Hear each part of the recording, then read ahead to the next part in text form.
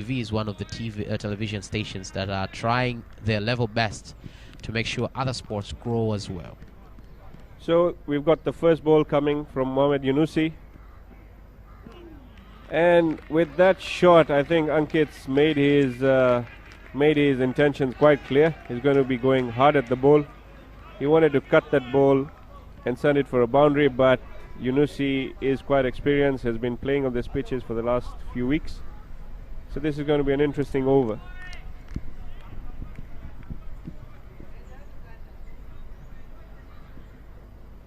Experience matters a lot in this game.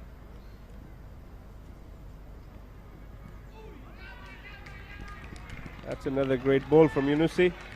Ankit, not knowing how fast that ball has come, he's got to get his eye first into it before he starts batting the way he does. But also, as the coach said, I think the ground, I think Yunusi is using the ground to his advantage, because he knows that the ball bounces a bit quicker and it bounces a bit harder on the pitch. So he's utilizing that, and that's why I think they chose to bowl first.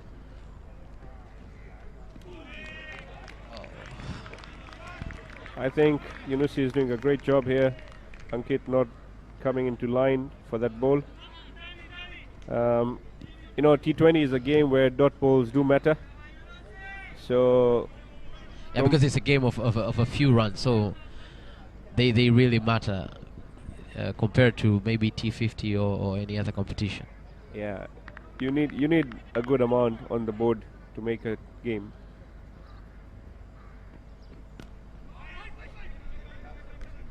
Oh, that's 4 balls straight, no run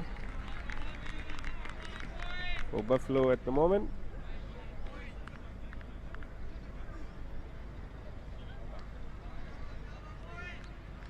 that's a good start for. It's not a very good start for Buffalo. Or maybe they will catch up. You know, just it only takes one good hit, and maybe everything can change. Oh. It's all about a confidence. You know, if you can get the ball on the bat and you like the sound of it, the batsmen enjoy. But what has happened over the last few months is TCA has developed these pitches for both batsmen and bowlers, and that's why, you know, as I said earlier, it's going to be very interesting to see how these guys play the game, because the ball's coming on well, there's speed and there's bounce as well.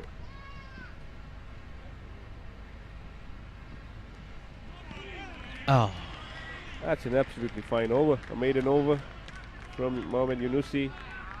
As I said earlier to you, this is the under-19 talent that we've got, playing against experienced team, experienced players, and having a fine over.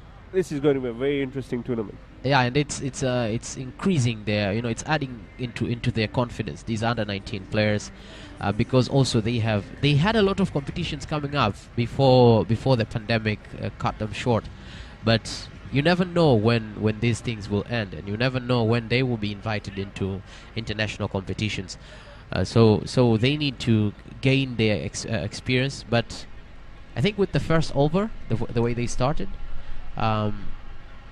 they will have the confidence going through this game. But as I said earlier, it only takes one hit, and then maybe everything can change. Absolutely. Again, this is going to be another good match between Mukul and Yakesh. Yakesh is very experienced in all formats of the game. You know, represented Tanzania national team for a very long time, and he was playing in the England county as well. Once upon a time, the fastest bowler in Tanzania, so very well respected. Oh, Mukul, who's been in fine form in the T50 format, so it's going to be interesting to see how he plays. Remember, he needs to score some runs, as the first one was a maiden. So let's see what Mukul's got in stock for him. let's see that experience showing up, and let's also see how.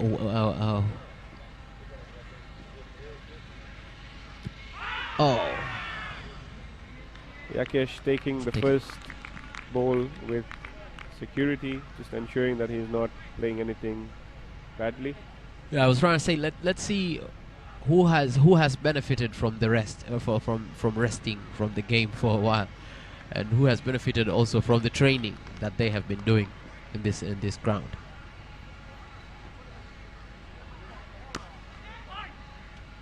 Oh, that's the first round. Those are the first runs.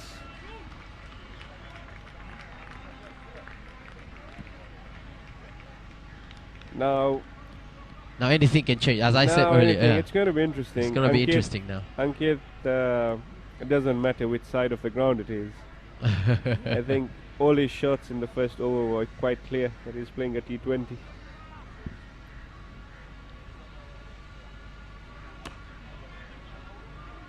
And here's another one.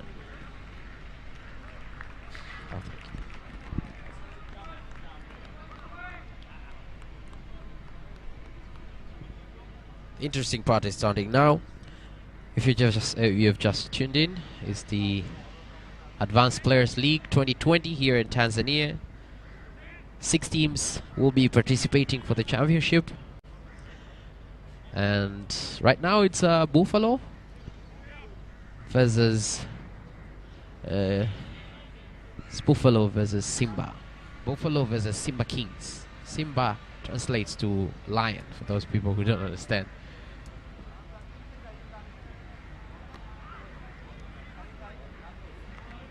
I think the bowlers are doing a good job. Yunusi with the maiden, and Mukul with his 4 balls. He's only given 2 runs yet.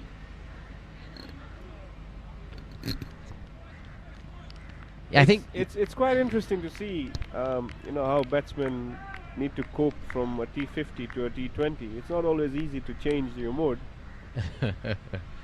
That is true. That is true. But I also hope the training was because they knew that this competition is coming. I think they also need to cope with the ground. I think what they are doing right now is trying to cope with the ground, with the way the ball is bouncing on the ground. It's easier in the training ground, even it's the same ground, than in the at the competition level. I think psychologically they're also thinking about all the people that are watching the game right now and all that.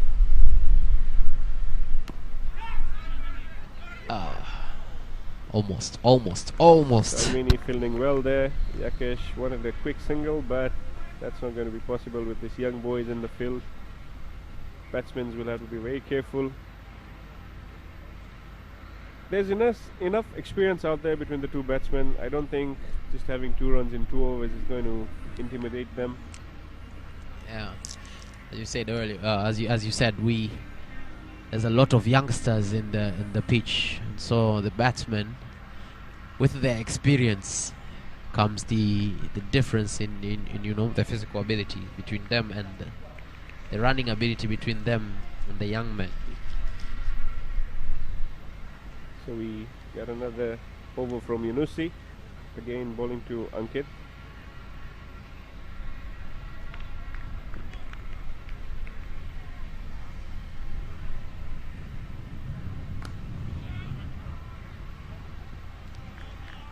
Finally fielded by Ivan. Ismail, who is another young talent that's come up in the last 2 years, I believe from Morogoro. So you can see that boys are coming from all over. In the tournament we got everyone from Tanga, Mwanza, Morogoro. And when Morogoro, there's Dar-es-Salaam, but there's also Morogoro. Morogoro is one of the areas where cricket is being played very much. The intentions that you were talking about. Yeah. Yes. So Ankit getting the grip of the ball now. Yeah, this is what's going to happen in the first games early on. The ground stays a bit slow due to the dew overnight, but as the sun's out now and it dries off, you'll see the balls going much quickly in the field.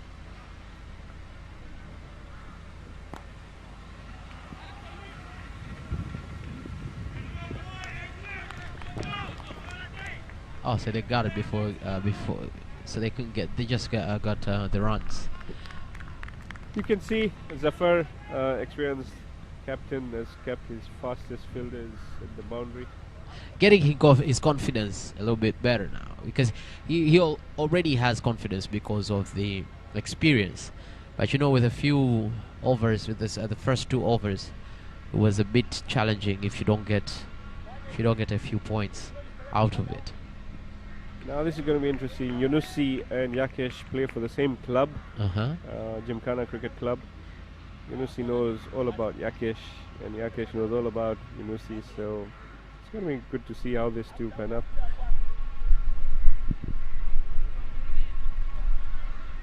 Let's see how they do it in the training pitch, and how they can showcase what they have done.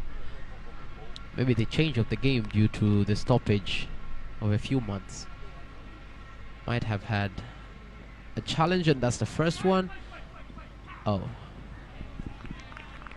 Yakesh just shadowing his shot again. If he connected that, his intentions would clear the fielder for a 4.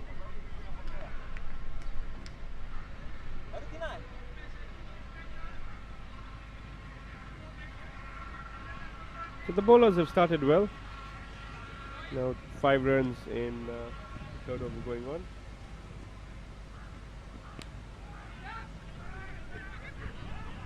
Oh, that's a fumble by Mully. There was a clear chance of a run out there. a clear chance. I think also it's because of the pitch a little bit, or maybe the concentration of the player that you just talked about here. Maybe he had a great chance, and those chances, I don't think those chances are going to be many, gathering the experience that all these players have, and with the starts that the Buffalo had in batting.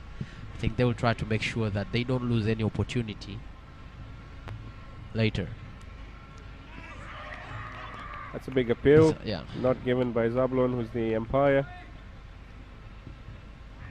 Yeah, it's all about mindsets. T20 is a very fast game. It does not forgive anyone. So the chances that you get, you need to take them. Even the half chances that present themselves, the teams need to be quite sharp on it.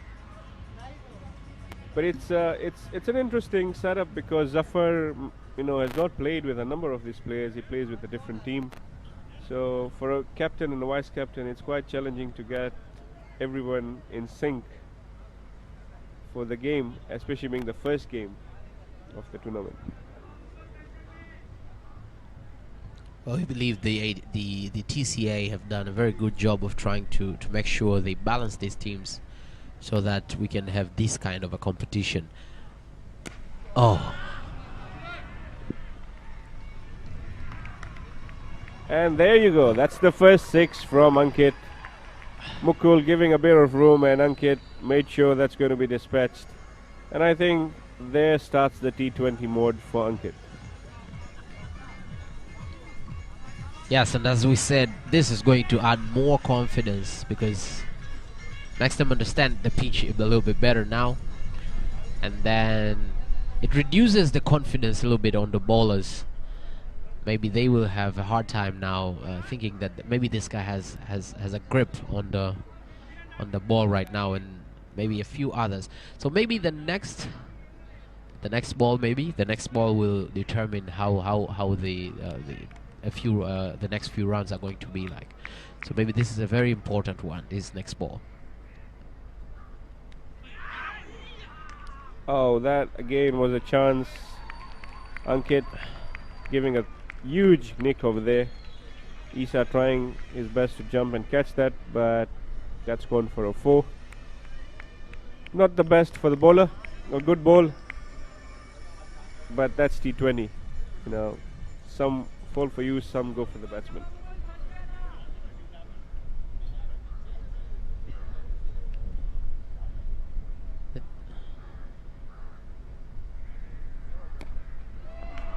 Ooh. He has a grip of the ball now. He's going to give it. Yeah, he's going to give them some trouble now. As you can see, Zafar running to Mukul just to calm the nerves over there. Yes. Sebastian, always tough. I'm a bowler. Being hit the first ball for 6. Yeah. The next 5 deliveries seem like a lifeline for you. and you really want to make sure you're putting them well. It always puts pressure on the bowler when you hit the first ball for 6. It's going to be good to see how Mukul can come back. And as I say, T20 mode full on. The first 2 overs they played had a feel of the pitch. That's a wide ball from Mukul, trying to change his line to Ankit, and this is what T20 does.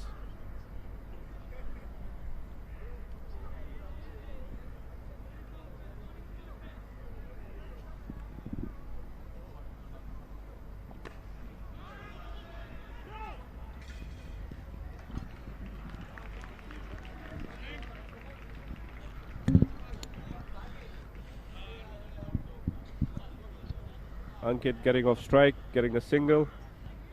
Knowing Yakesh, I think he's not going to do anything explosive in the last 2 balls. He's just going to try and give strike to Ankit, who's started batting really well now. Starting to enjoy the game a little bit more now.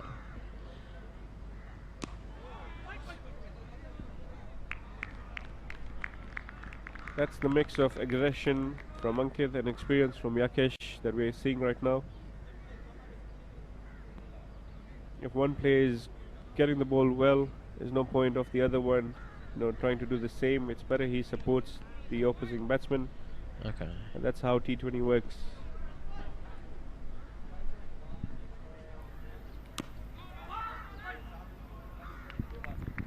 So Mukul finishing well. He's over with 2 dot balls.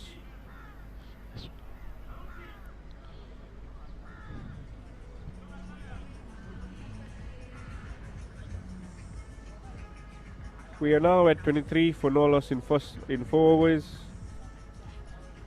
The first 2 overs were very well bowled by Yunusi. First 3 overs actually very well bowled by Yunusi and Mukul. But Ankit knows what he wants to do. And it's going to be interesting now to see how Ankit plays Yunusi, who's coming in for his 3rd over.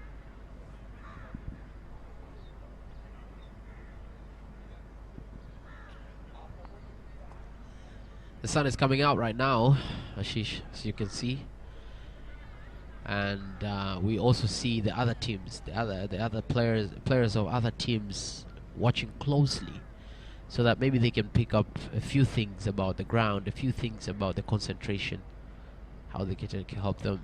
Oh,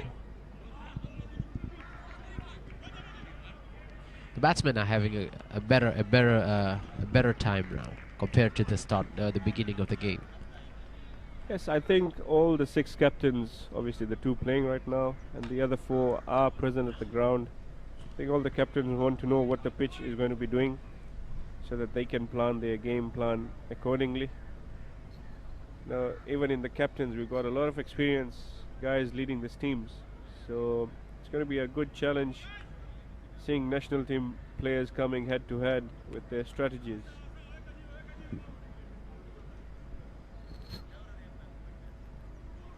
The youth will give you the spirit, but the confidence, and the psychological situations in their minds can become a challenge if they hit a few blanks maybe, or they have a few problems in the bowling. As we saw earlier, they started very well, the team, but they came to get a few challenges. But now I think they're back. The bowlers, I think they're back now, trying as much as they can not to make a lot of mistakes, because these mistakes are the ones that are going to cost them. As you said, T20 mode, T20 competition is very short, it's very quick.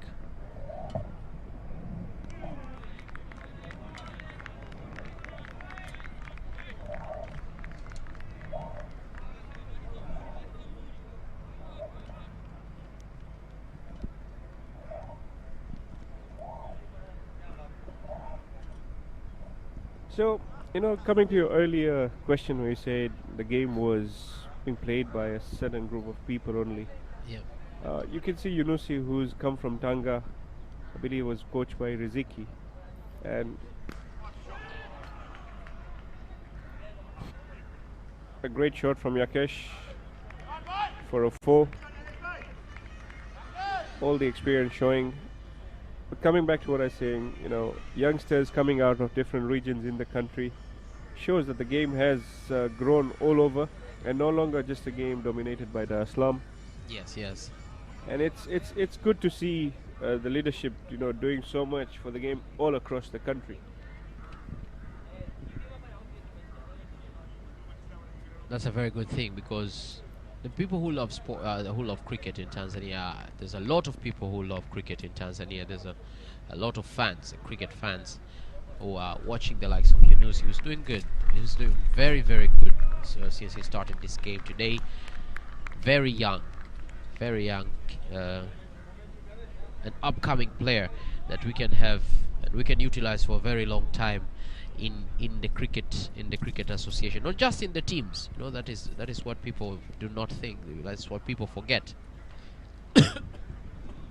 Right. It's very important to keep the experience of the cricket fraternity. That's a big nick from Yakesh. Should run away for a 4 as the ground is getting faster with the sun coming out. Bowlers not having those half chances going their way. But that's cricket for you. And that's also the legacy of the Gymkhana pitch as well.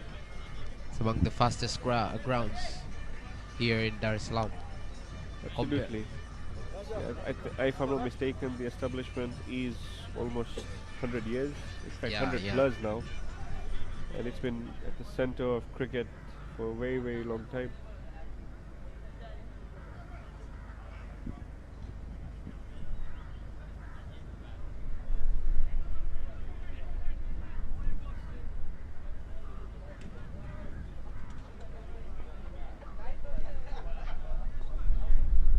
The Advanced Players League in Dar-es-Salaam proceeding right now.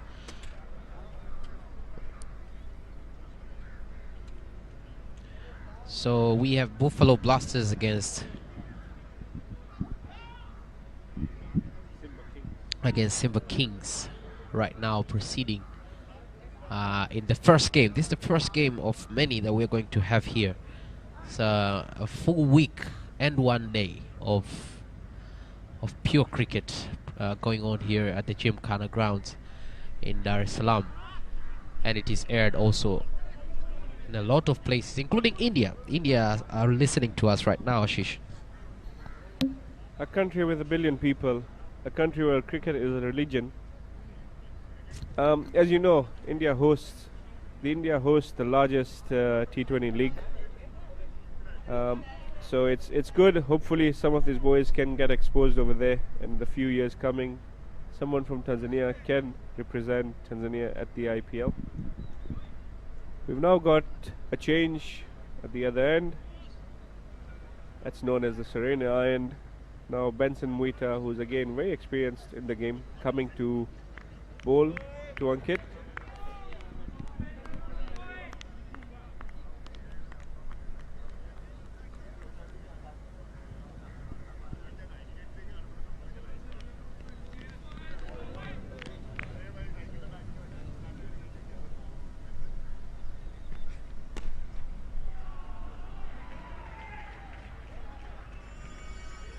A fine shot from Ankit, continuing his aggression, hitting Benson for the first ball for 4.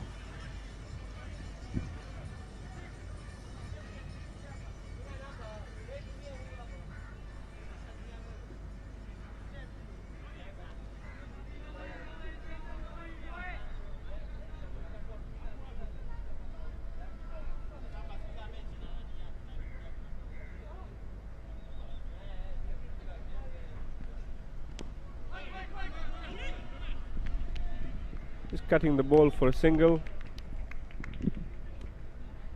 Buffalo Blasters have now started rotating the strike and playing freely. 38 runs actually now, 37 runs being scored of 5.2 overs.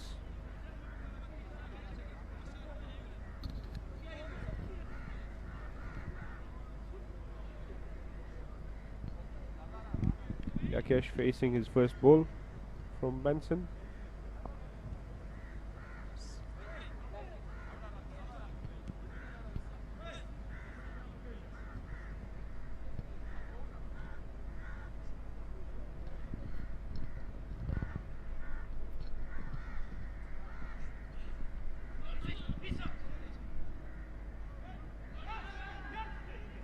Oh, another mistake there. Misfilled between Issa and Yunusi, costing the team 1 run.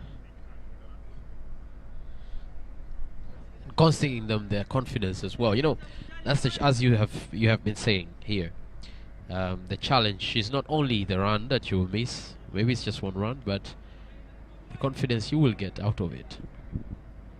It also allows the player who's more aggressive to get on strike, and that can cause damage to the bowling team.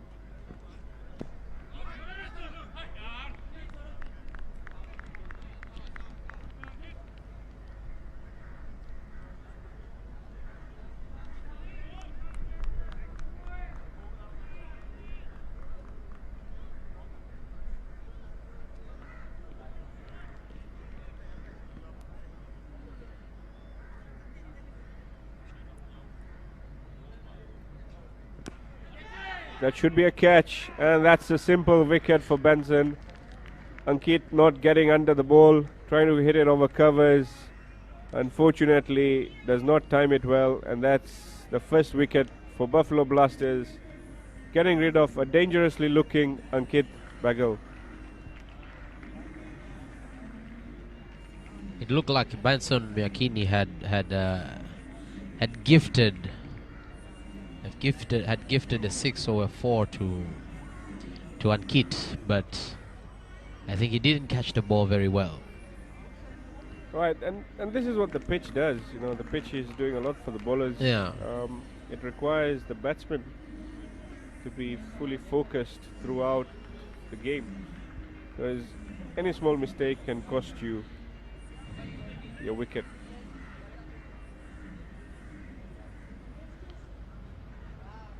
Ankit getting out for 27, a quick fire, scored in 19 balls with 2 4s and 2 6s. And Mohamed Omari is taking his place. So,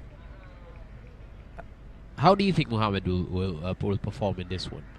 Anything about him? Looks Mohamed a is youngster. also a very aggressive batsman, plays in the line of the game. I believe he went to South Africa recently for a long period for training.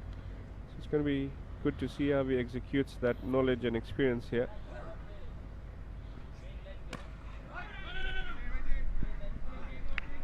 A good ball from Benson to finish the over.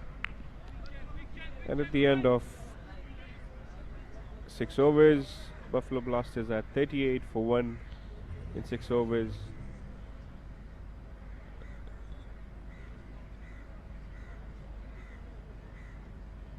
And if they continue at this rate, you're looking at a score of about 120, which, out of experience, I don't think it's going to be enough for the Blasters to defend, especially with the batting power that the Simba team have.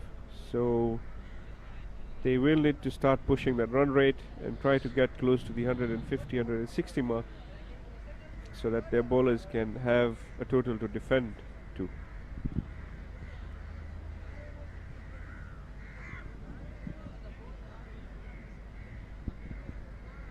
We hope they slept well before they came to this competition, because we have Tanform Arusha as one of our sponsors, but also Speak and Span are there. We have Sterling, we have Reliance Insurance, Delta, as well as UC Unity Computers, High-Tech Sci, West Point, and as we go on, we're going to mention a lot more sponsors who decided to take part in helping this, in making sure that this tournament or this competition will take place for this long of time. It's great, you know, when you see local companies coming in to support a huge event of this size. It shows the confidence that the sponsors have. Yeah, the confidence that they have on the players as well, on the teams as well, but the confidence that they have on the association, because there's a lot of sports associations who do not get this much sponsorship. It's because of the the way they see the association. First of all, how the association is, how much it is committed to making sure they conduct the activities, or they conduct their competitions. I have witnessed a lot of cricket competitions which had no sponsors whatsoever, and a lot of for so many years. So I think these people will come and help you when you can help yourself. Oh, It's a fine attempt there, but still giving a single to Yakesh. Sebastian, yes, you're right. I think this leadership has shown a lot of transparency. You know, there's a lot of media coverage of what's going on. We, as stakeholders of the game, know quite a lot of information. So when there's information and when there's a lot of transparency, I think sponsors also enjoy to know that, you know, what they are providing for is being put to use effectively. Coming back to the game, we've now got another youngster, Salimani Yusuf, changing in for Yunusi, who's bowled 3 overs straight. And his first 2 balls, he's given 1 run to Yakesh, and that was a nice defensive play from Mohamed, which shows that the bowler is doing the right thing.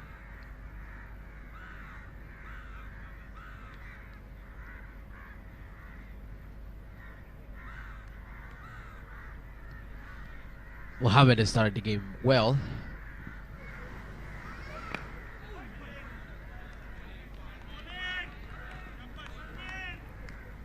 Traditionally, T20 is known as a batsman's game, but as you see today, apart from that 1 over that we had from Simba, Buffalo have had a tough time trying to score freely.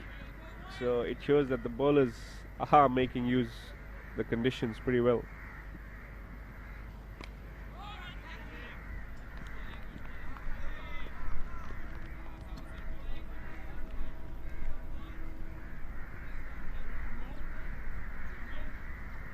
That's 3 straight dot balls from Salimani to Mohamed.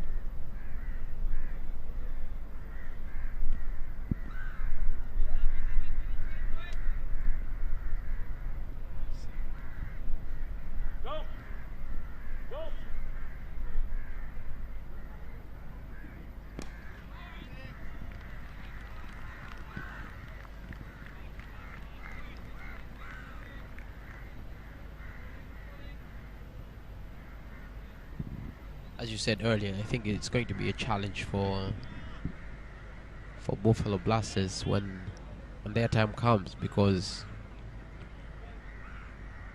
the amount of runs that are being gotten here, as we can see right now. Some sharp fielding from Mukul there. Moody, as Mohamed is known in the cricket community over here. Moody was trying to get a second for himself.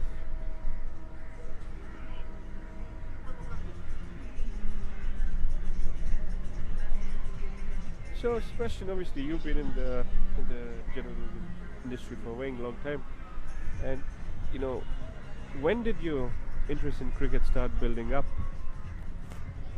So this huge club from the United Kingdom, I'm trying to remember its name, but they came here to Tanzania, and we had a live feed from Capital TV. This is not the first time Capital TV are airing this the cricket competition live. So when they came, how enthusiastic they were. So we had a few interviews with them before the competition, and how enthusiastic they were about cricket and what they said about cricket and how big the club really looked, you know, from the way the organization really looked. That's when I became interested in checking out what is this sport all about. So that is when I started. I'll remember the name of the club, but I think it's the biggest clubs in the world right now. Yes, you're actually right. It's known as the MCC. MCC, yeah. MCC is, if I'm not mistaken, where the birth of cricket took place. It's very difficult to get into that club, and if you do play for that club, it's very prestigious, and it's a very, very professional unit. I believe they were here last year sometime, and they played at the same ground. So I think the national team needs such exposure as well to improve their game and improve their experience. Yeah, they played here. They also played at the University of Dar-es-Salaam, I think. It's Marley-born Cricket Club. That's Yeah, correct. yeah. That's correct. So I was covering cricket before that, and I was not that much interested in knowing the game and understanding the game, and see how the game can develop here in Tanzania. That's true. I think as we will see during the course of the tournament, it will be quite exciting for junior players, of all communities, seeing under 19, under 15 players playing. And we'll be surprised. I wouldn't be surprised to have a lot of youngsters wanting to play the game. Benson showing all his experience, and Yakesh not being able to get him through for any runs. I can sense the pressure on the batsmen at the moment. The bowlers are doing a great job, and I think Zafar does not have anything to complain about at the moment.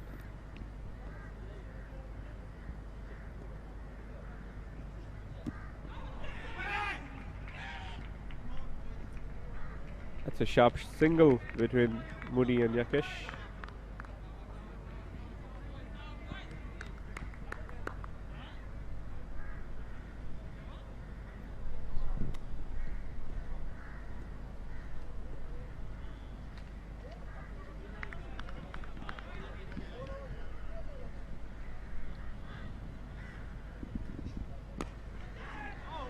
Oh.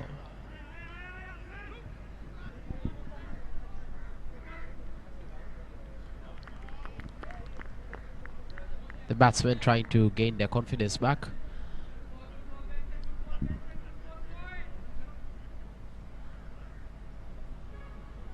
The nervousness has left now because they are growing up into the competition as well, because the competition is ongoing right now. They don't feel like they are starting the games. They don't feel like they are the first teams to play the game right now. So I think that is having an impact on them as well.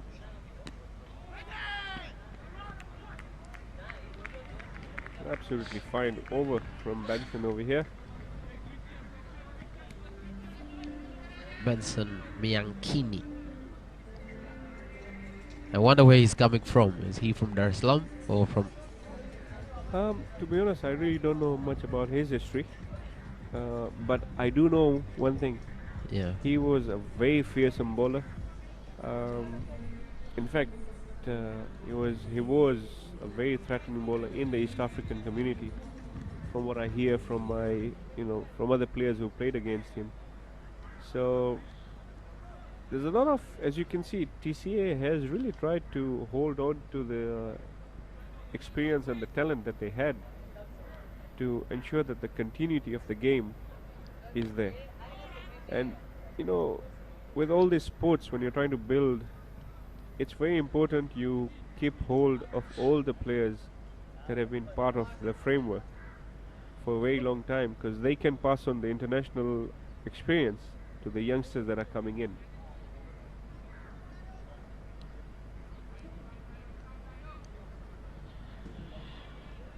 In the former over, only one run was obtained, right? Yes, only one run from Benson. Again, the bowlers are doing a fine job over here, bowling line and length, not giving any room to the two batsmen. Yakesh having scored 10 from 21 bowls, and Mohamed Omari is on 3 from 10 at the moment.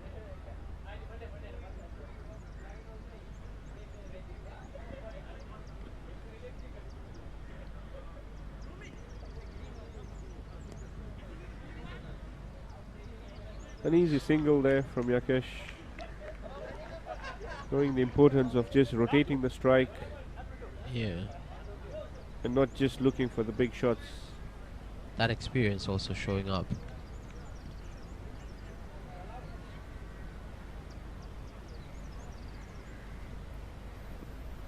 The wind is also not very aggressive compared to a few days prior here in Dar-es-Salaam.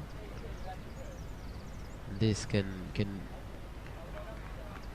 the players can take this to their advantage for today, because you never know what tomorrow is going to be, how tomorrow is going to be. we've got 2 games today. I think 3 to 4. So I'm sure the conditions are going to keep changing for all the next 4 games that we have.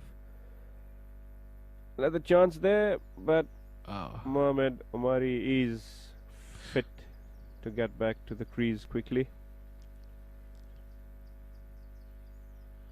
Simba keeping the pressure on the batsmen, not allowing them to take easy singles.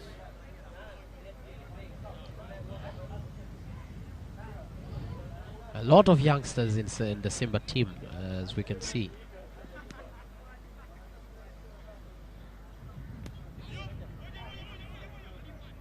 Mohamed Omari just nudging the ball to his leg side for a quick single.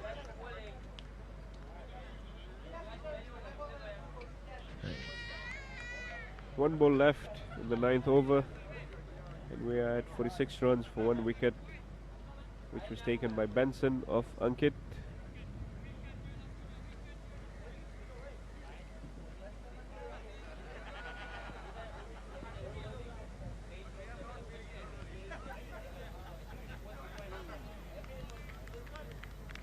Full and fine.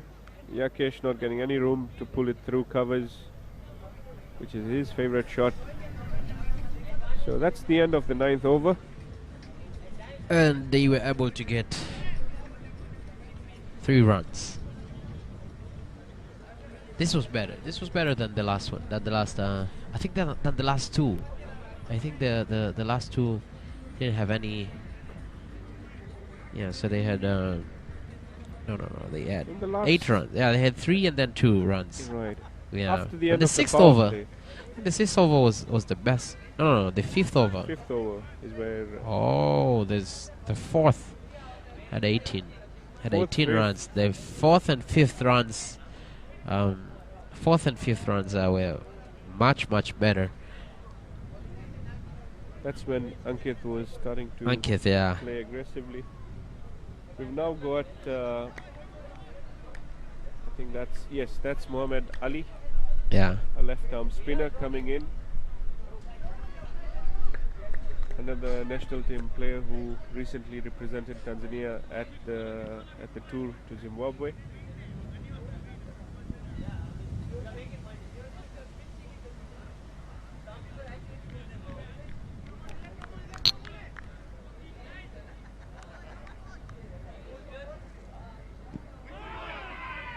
Right on the pads, the bowler now asking for the appeal.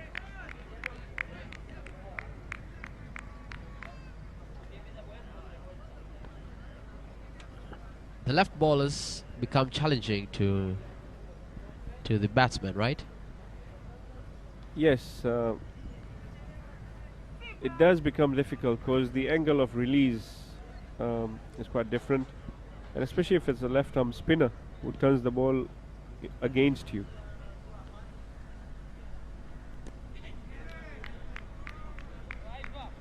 And Muli, although quite new to the international stage for Tanzania, he's been around in Dar-es-Salaam playing for his club for a very long time, and a very respected bowler as well.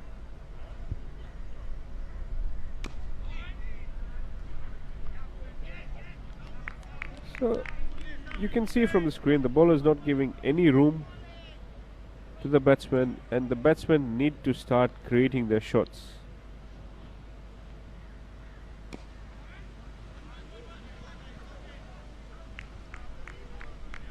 That's an easy single for Omari.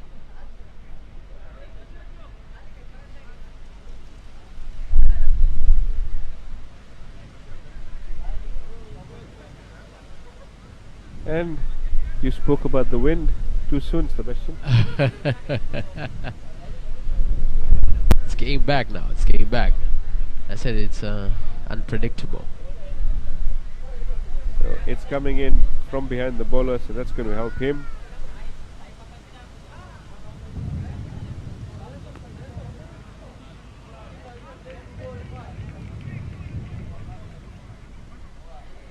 Can that run for a 4? No, that should be 3 runs. 3 runs. They did good That's there. very good running. They did good there.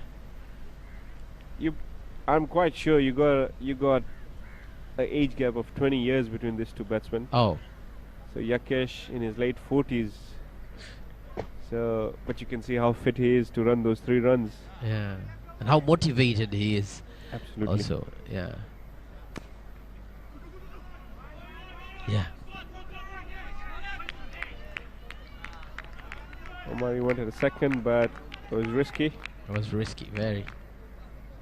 And with the way it's going right now, they can't risk losing a batsman.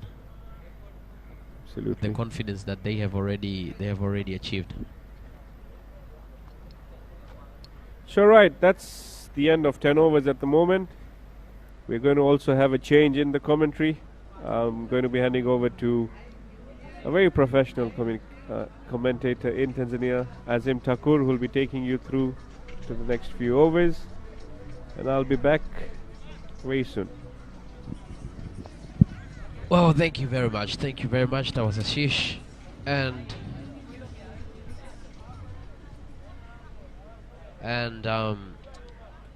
as we said earlier, if you're just tuning in, it's the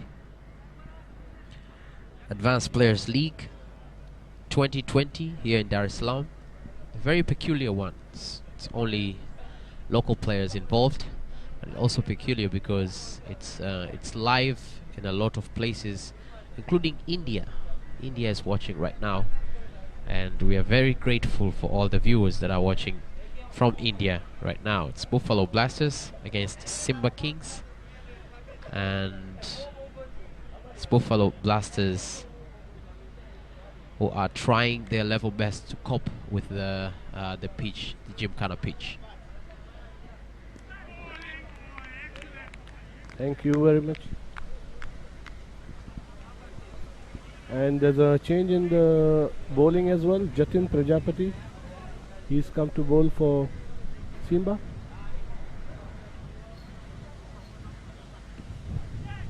Nice bowl, nicely swept. Going towards fine leg, then for 2 runs. And the score is moving slowly and steadily for Buffalo Blasters. In last 10.2 overs, the score is 53 runs. In comes Jatin. Nicely bowled. Jatin Prajapati is a left arm rookie. Bowls the Chinaman as well as the leg spins, as well as the off spins. Old guy, but with a lot of tricks. Yeah, the confidence is showing that. Was a very well bowled, good stop for a single. APL 2020. We are in the first opening match, Simba versus Buffalo Blasters. And we're moving ahead quite well. Yakesh Patel, the oldest Tanzanian player.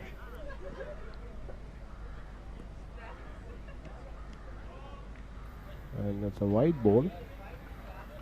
Yakesh Patel, he is still a very good player, but he was one of the best players in the East Africa during the late 99s when the teams used to go from Tanzania to Kenya and Zambia.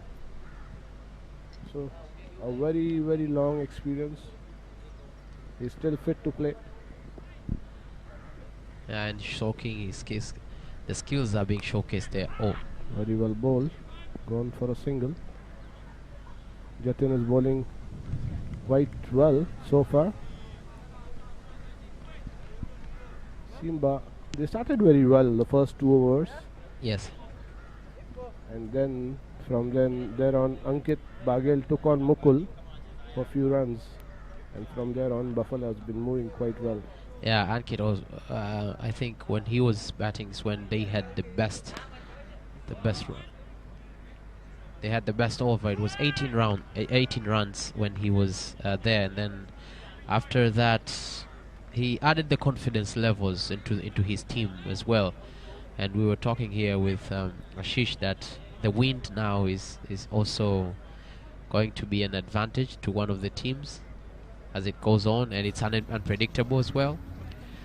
But we were saying, I don't know what you think will be the finals.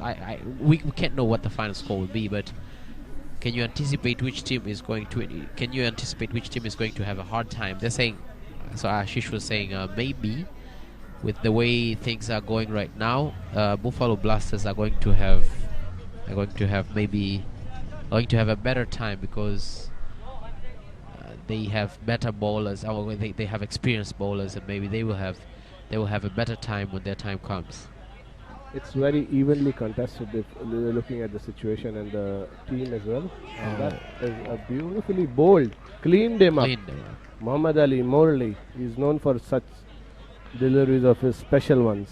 Cleaned Moody, clean bowl, and that's how it is. 1 or 2 breaks, and you never know, the score can go here and there. Anytime.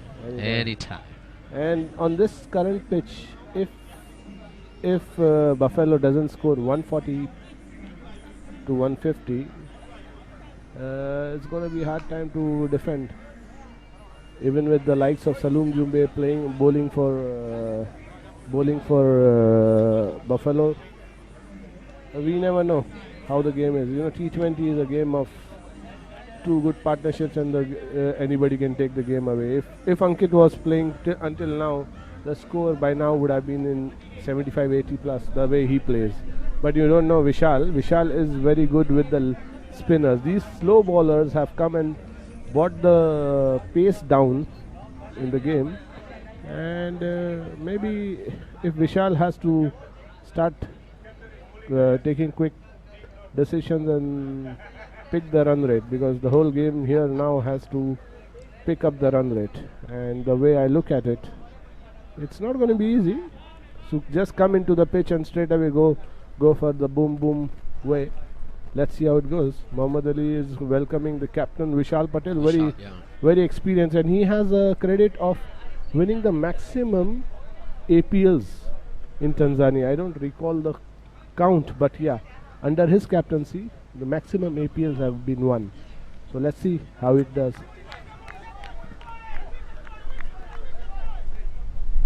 Vishal was saying in the first interview that his team is going to make sure they try their level best, even though they didn't win the tossing. They didn't win the toss, so they will start batting. Although maybe they would have preferred to start bowling, but they will play, and they are playing. They are playing well. Muhammad Ali is now, after the first over, which was not up to his level, is started making the ball talk after getting the wicket of Moody. Let's see how he does. Very well bowled for a single. Yakesh, old man, 48, I don't know, 50 years is he? I don't recall him properly in 50 years with the scorching heat. He's on the pitch for last 12 good overs. So it talks about his good commitment to the cricket, the love to the cricket. Tanzania is all about the passion and the love for the cricket. The whole world is slowed down on COVID, but Tanzania, we are going well with the cricket. Short and wide ball, and he's lucky. Muhammad Ali is lucky. He could have got hammered for this ball. But let's see how it is. Sometimes you get wickets even of the bad balls. Yeah. If the pitch supports you. There was one which a batsman was bowled out with the bad ball. Yeah. So you never know. Definitely tough. And it's also because of the pitch. You never the pitch can send the ball anywhere. Definitely. It's well prepared. The pitches here in Tanzania. Yeah. After the Tanzania Cricket Association's new management committee, there's a lot which has been worked on the pitches, and it's far better than what it used to be before. It has good carry, good pace on the pitch. It's actually reaching to the standards where in South Africa, Kenya, the pitches would come, when the ball bounces, it would come till the chest level or at a good level. Now, before in Tanzania, the pitches were not that great, but last 1 year I should really congratulate the new committee. They've done a fantastic job. They've done a great job, and to bring the infrastructure to start with. And now, Premier League. I don't know any other country who's playing a Premier League. Especially during this time, especially in these conditions right now that we are having the other countries, and that is why we are having local players, but still the competitiveness of the championship. I mean the challenges that are being performed, the way this is performed, it proves just how cricket is developing here in Tanzania. Definitely is. And look at the flip side. Even if the international players are not there, the local talent is the elite. Let me put it in this way: the elite local talent, the upcoming cricketers, the experienced cricketers are getting more focus here, and they're getting more opportunities here, and they're doing a fantastic job. They're doing a fantastic job by bringing this event, and the sponsors, the supporters who have come across in such a situation where the market is very bad for whatever reason, and there has still been supporters, the sponsors. They've done a fantastic job to support cricket in Tanzania, and ICC is also doing a fabulous job to help Tanzanian cricket. Overall, this new team of management, they are doing a great job to uplift the level, the standards. They're doing a great job, and I'm really, really overwhelmed the way the cricket has now been played in Tanzania. Jatin is making YP. Two oldies are making each other walkie-talkies. They're making Jatin is bowling. Jatin is a motivation. Yeah. Jatin is a motivation to a lot of us. Yeah. Even in other sports, because as she said, he's in his late 40s or 50 or early 50s maybe. That's a wicket. That's a wicket. And Jatin has got Yakesh Patel. You're talking about Yakesh Patel, not Jatin. Jatin is... Jatin. Yakesh Patel, who just got out, he is the one in the early 50s. Oh, in the early 50s. Yeah, he just got But also out. Jatin is not a youngster. He's also... Should be around 35. 35. Don't look at the white beard. He's still The white beard. Oh, it's just the beard. It's come too early for him. But if the beard is anything with regard to the talent and the skills, then it has helped him as he has bowled out. Jatin is bowled a fantastic over, this whole over. Yes. The first ball went for a dot, and after that quite a few dot balls, and that frustrated Yakesh to go for the clean hits. And I think so the next batsman coming in, is it Salum Jumbe? Let me check, because he looks like Salum Jumbe. He has a different willow there. Yeah, Salum Jumbe actually comes from my club. The bowler bowling also comes from my club. Mohamed Ali Rada and also comes from my club. So there are quite a few of my boys playing here, and I'm one of the proud chairman of that club, managing one of the team for this event. Let's see how much we can blame you if they don't perform so well. They all are doing well. Both the bowlers got their wickets. Their wickets, yeah. Ankit also comes from Misses. Okay, let's not talk about it. Let's just head back to the competition at hand. Yeah.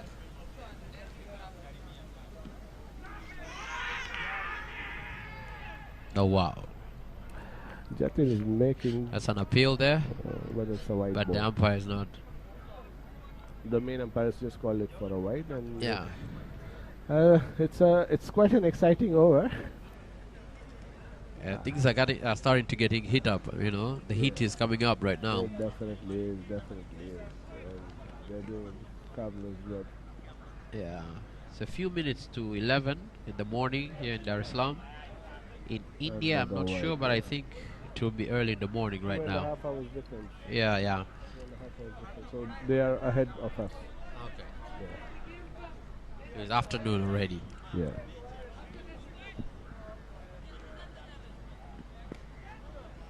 And a wild slug. 2 runs taken. The captain pushing pushing Salum there. Make sure at least they get back to the game. Yeah. Had a very good over till those 2 wide balls were being bowled and those 2 runs.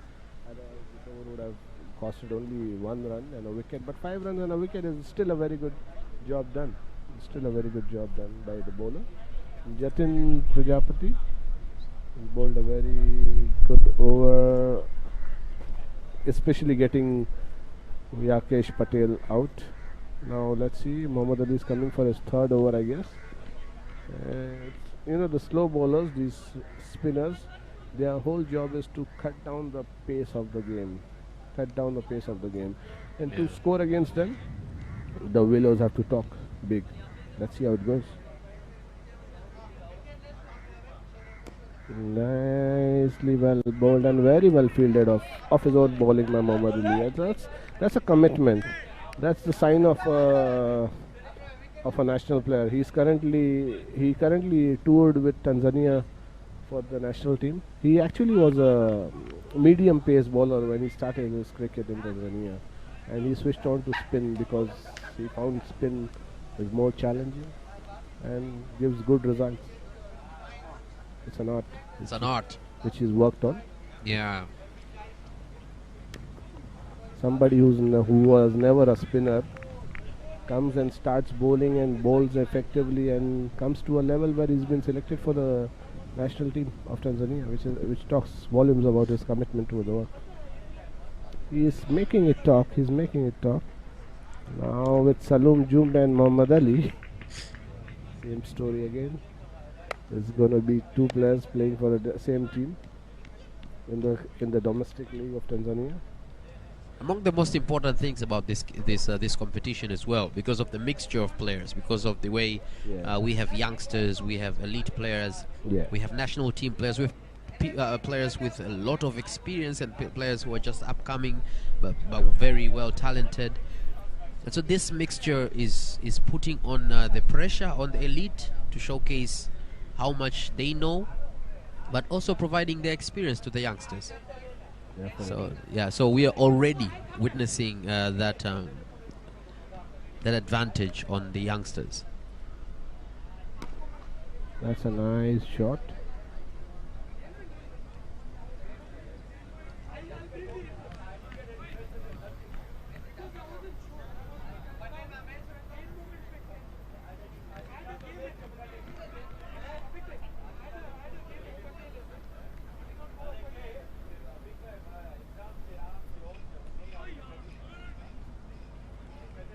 Another single.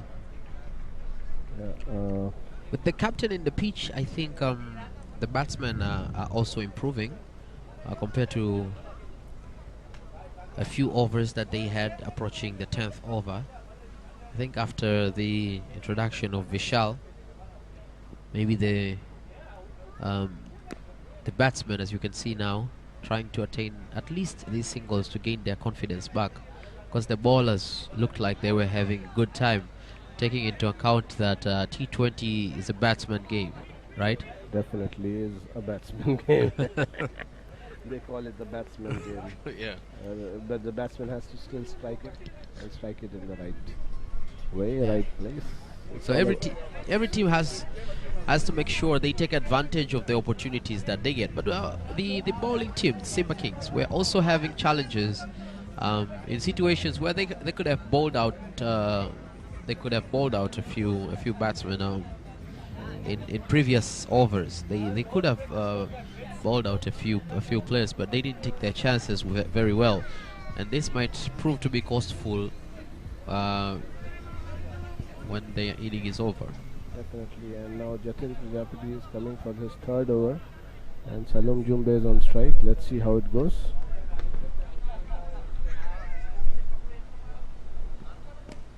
Nicely bowled. Goes for a single there. Jatin is really challenging the batsman with his flight. He's bowling good rookies so far. It's not easy to hit somebody six. And Jatin is coming from a shorter end. If you look at the end from where Jatin is bowling, the boundary is closer, but his length is so tight. So far he's been very tight, and he's not given any freebies to the. And the ball has gone in the air, and it's landed safe. So it's not easy, as I said. It's not going to be easy to hit. Vishal Patel is known to be hitting clean sixes to the spinners, but he was just lucky. And Jatin is making life tough for them. It's really an exciting situation. Last, that was a very bad ball, to be honest. A half cracker, but Salum missed it, and so did the keeper. I don't know whether it's a wide ball or something. And Salum's intentions are clear since he came in. He's a T20 specialist. Yeah. He's here to just hit the ball off the park. Yeah. And the thing is, as I said, both the players plays for the same club.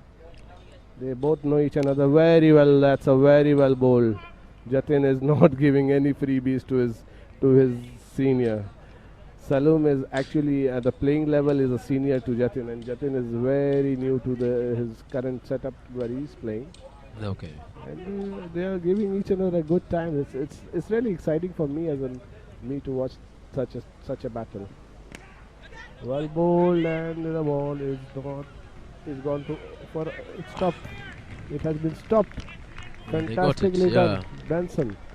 Robert Benson, who's done a fantastic commitment. job. Yeah, we see the commitment again there from Simba Kings. Yeah, Simba trying to make sure they don't give free passes. Yeah, definitely. No. They're doing a good job. So far, so good. Let's see how it goes. It's all about wickets now. And the ball has gone for a boundary. Jatin missed a trick. He was bowling quite well so far. And that's the end of the over.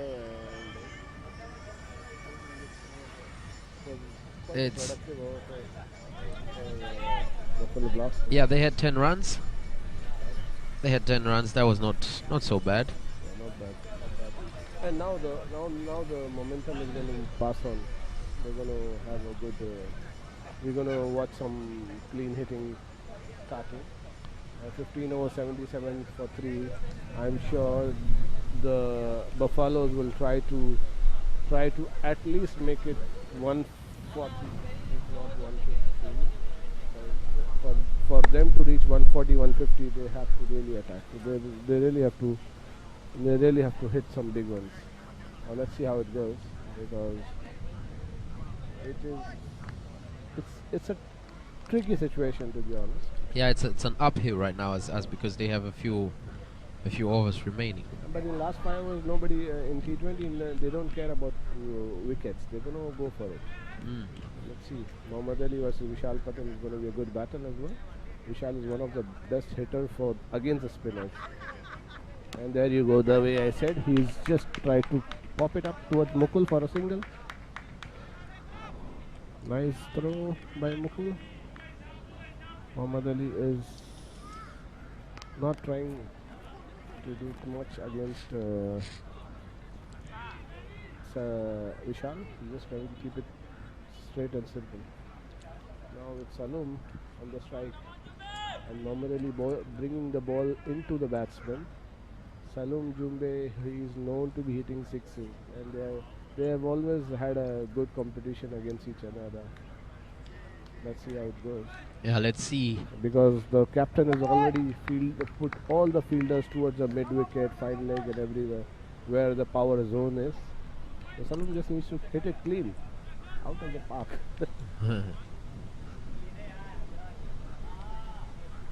That's a nice ball, right into the block hole. Quite full. And nicely played for a single.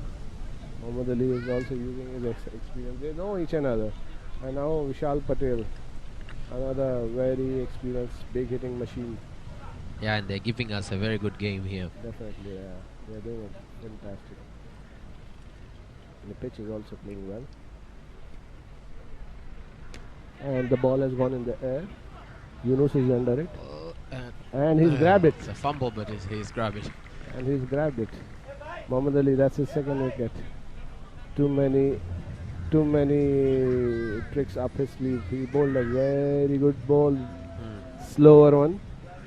I think he slowed it down, and Vishal went for a biggie. It's a good game so far, and the score has gone to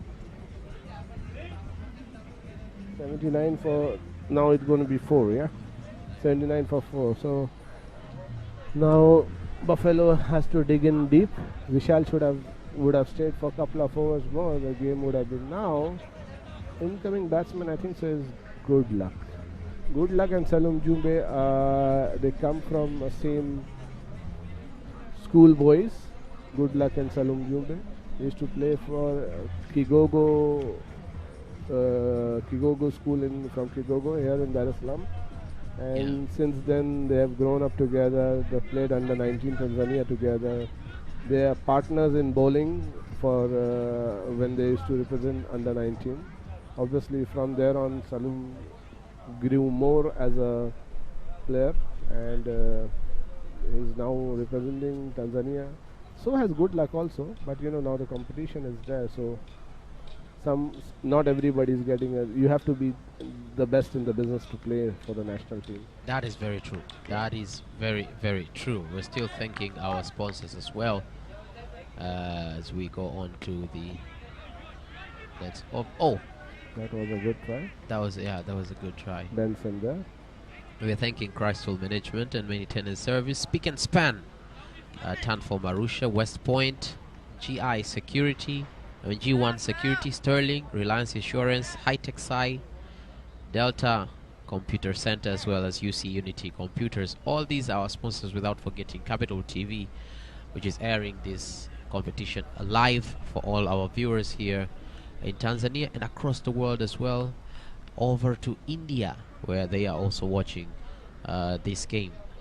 Definitely, and India is a hub of cricket. Just the way football is very well widely played across Africa. Yeah. India, Pakistan, you'll see a lot of people. They come and they want to play cricket. And there's a chance for a run out, but the ball was thrown a little bit wider. Had it been a bit closer, but Salum and Good Luck, they have that understanding from their school days. The moment the ball goes off the bat, they take off, and they partner and they trust each other. But they are very well bowled for a single. They are not trying to hit Mohamed Ali. Maybe just want to go with the momentum for a few overs. No risks taken. So far, no risk taken, because Good Luck is still new to the pitch, and we all know Salum Jumbe is required to bat it out. And Salum Jumbe, if he stays till the last over, there's going to be some biggies going out of the park. So far, Ankit has managed to hit 2 sixes, I guess. And that was the two biggies other than the boundaries, which has been scored. As you said, the introduction of Good Luck is somewhat advantageous to Buffalo because of the understanding between him and Salum, but also the bowling out of the captain. Don't you think it will have maybe a small disadvantage to the team? Bowling out doesn't.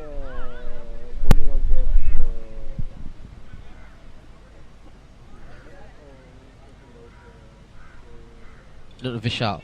Vishal getting out, that has cost it. Had Vishal been here, Salum would have taken more chances. Without Vishal here, but it's okay. As we said, it was the last few overs, so somebody had to go for it, and Vishal decided to go for it. He chose the best spinner in the squad, but that's how it is. Cricket is, you see the ball and you hit the ball, and he tried to do that. You take your chances. You have to take your chances. Yeah. Last 5 overs, if you don't take your chances and you have wickets in hand and you don't hit boundaries and sixes, then there's no point. Very right. That's very, very right.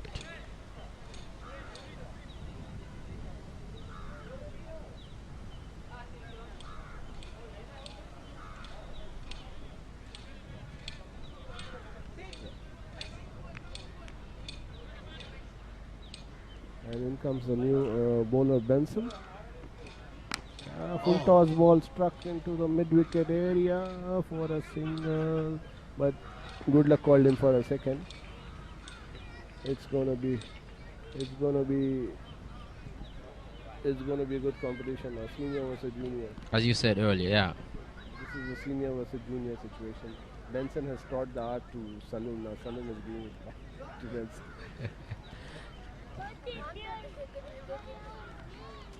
Lovely ball. Issa didn't even see the ball, and ball has gone 4 wides, I guess. 4 wides. And very well bowled, but was it a slip? Or was it a slip? Salomon good luck having a good time now. So far, that's what the doctor ordered. That's what the situation, that's the call for the situation. Yeah. And they're going for it. Let's see how it goes, father. First 2 ball has given them 6 runs. Big appeal. And the ball went to Jatin. Benson is pushing the ball quite well. Right into the block holes, not giving any room to Salem. Just been that the first 2 balls were a bit off the track. Second ball went for a boundary was the lucky edge, we call it. The lucky edge. Yeah, the lucky edge. The tricky ones. Benson is coming around the wicket to Good Luck. Good Luck is not known for big hitting, but yeah, he knows how to put the ball in the right place. And something which he is not supposed to do. If I am his partner, I would say this. The runs have come, 5-6 runs have come in first 3 balls, so you can just go for the rotation and let Salum play the big ones.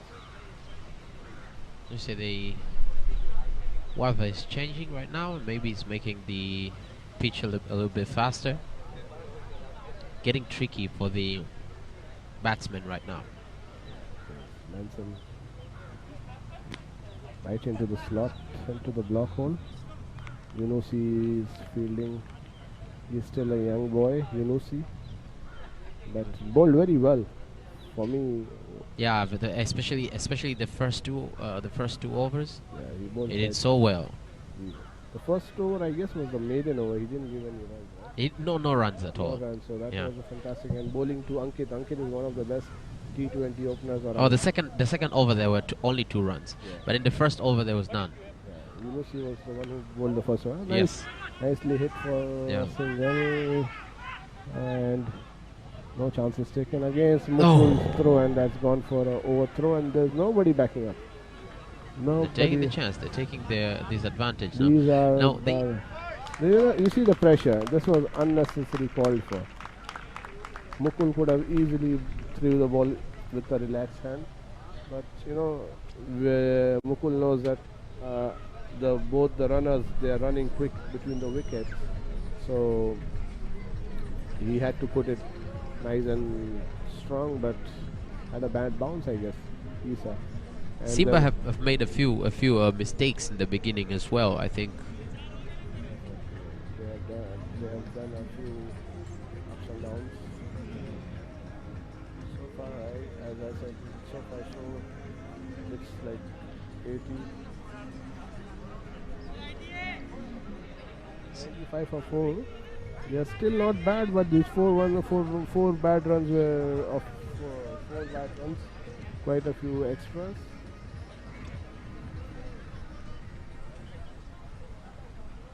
$95 of 4. 95 for Do you 4. still think they will reach that landmark? They have to. They're 140. They have to. There's no two way about it. They have to. The projected score with the current run rate is now comes the bowler who is the skipper of the team, Zafar Khan, also known as Lala. Oh. The nickname is Lala. Lala is also a nickname of a great Pakistani batsman, Pakistani legend Shahid Afridi. Oh, okay. So there are quite a few Pakistani boys, they like to call them Lala. Benson Lala. It's just following of a particular player, nothing much about it. Yeah. Wild swing. 2 runs taken. And he's the captain as well. Yeah. So 4 balls and 2 balls and 4 runs so far. Me, I wouldn't risk myself coming into the last 3 overs, but Lala has taken a bold decision to do that. Let's see how it goes. The captain's decision. Yeah. If it works for him, it works for him. Yeah. The idea is to slow down the pace and not give the pace to the bowler, to the batsman. Yeah. You know, when you don't give the pace to the batsman, it's not easy for the batsman to hit the big ones. And the situation now is to go for biggies. Now, let's see Salum. Salum versus Lala would be again a good competition. Both playing for national side. Both have played together in the club levels for 50 overs. Wild swing. And yeah, Lala has the upper hand on Salum because he is a left-handed bowler and Lala comes with a right arm off spin. The ball goes away from Salum, so it's not going to be easy. There you go. Salum knew that he can't get the biggie one. He just knocked in for a single. Sensible of Salum. He knows one good big over he might get 20 odd runs. So sensible, quite sensible. As you said, it's not the time to take chances right now. It is actually, but you need to know whom to go for and when to go for. Lala has not bowled the whole game and he's come to bowl the last 2 overs. I need to say Zafar. And he's not getting his line also correct. Now he's finally getting it right. He's bowling tricky ones. He's bowling leg spinners in between. And so that's the over, and the score is? The score is 101, 102 2 for 4. That's 4. not a bad. With 2 overs to go. What do you say, Simba? Can they hold? Can they hold Buffalo below 130? 120 is going to be like 120 balls, 120 runs. So it's going to be very easy, like very relaxed for Simba to chase that 120 run mark. Yeah, okay. Ashish was anticipating 120. He was like from way before, like from I think the 8th, or the 7th, or the 6th, the 8th, I think. From the 8th over, he was thinking that maybe they will reach the landmark. If they are good enough, they will reach maybe 120, while they were aiming for, like you said, 140 or more. Yeah. And 140 is a very good score, yeah. Okay. And to keep this team down below 130 is a very good job done by Simba. I think it's a very good job done by Simba. With the bowling used, you know, taking, for example, Jatin was being taken in above other players just because of his the spin wizard, and he bowled quite well. The 3rd over costed him 10 runs, a couple of bad balls. Otherwise, he bowled well, got Yakesh Patel out, and there you go. Salum has gone for the first ball, gone for a 4. The right time has come. Now you will see the more willows going off. Let's see. It's still below. It's still 106. Yeah. It's still 120. It's still gonna be. I wouldn't say at par. Below par. For me, it's gonna be below par. But looking at T20 situation. But yeah, but getting that 4 maybe will be. Yeah. will boost the team morale. And Again, Yunusi versus Salum. Yunusi, yeah, Yunusi is under 19 boy, and Salum was the previous under 19. So kind of a senior playing the junior. But and Yunusi has had a very good game, as we said earlier when we're starting a hole. And he's pushing it hard. After going for the boundary of the first ball, he didn't give any room and time for Salum to swing his arms. It's a live competition. It's good fun actually. Yunusi, the Tanga boy. He comes from the development of Tanga region. The credit should go to Riziki, Kiseto and Tanzania Cricket Association, who have been doing a fantastic job across Tanzania, going down to the schools, the local schools, and grooming and teaching kids cricket. Doing a fab job. Let's see how it goes, Yunusi. Nice ball. Struck for a single. Ivan here threw the ball right into the gloves of Issa. So, as I said, these are all development program products. They have done, the Tanzania Cricket Association has, the development team has done a fantastic job, led by Hamisi Abdallah, who's been behind the whole show for all these years.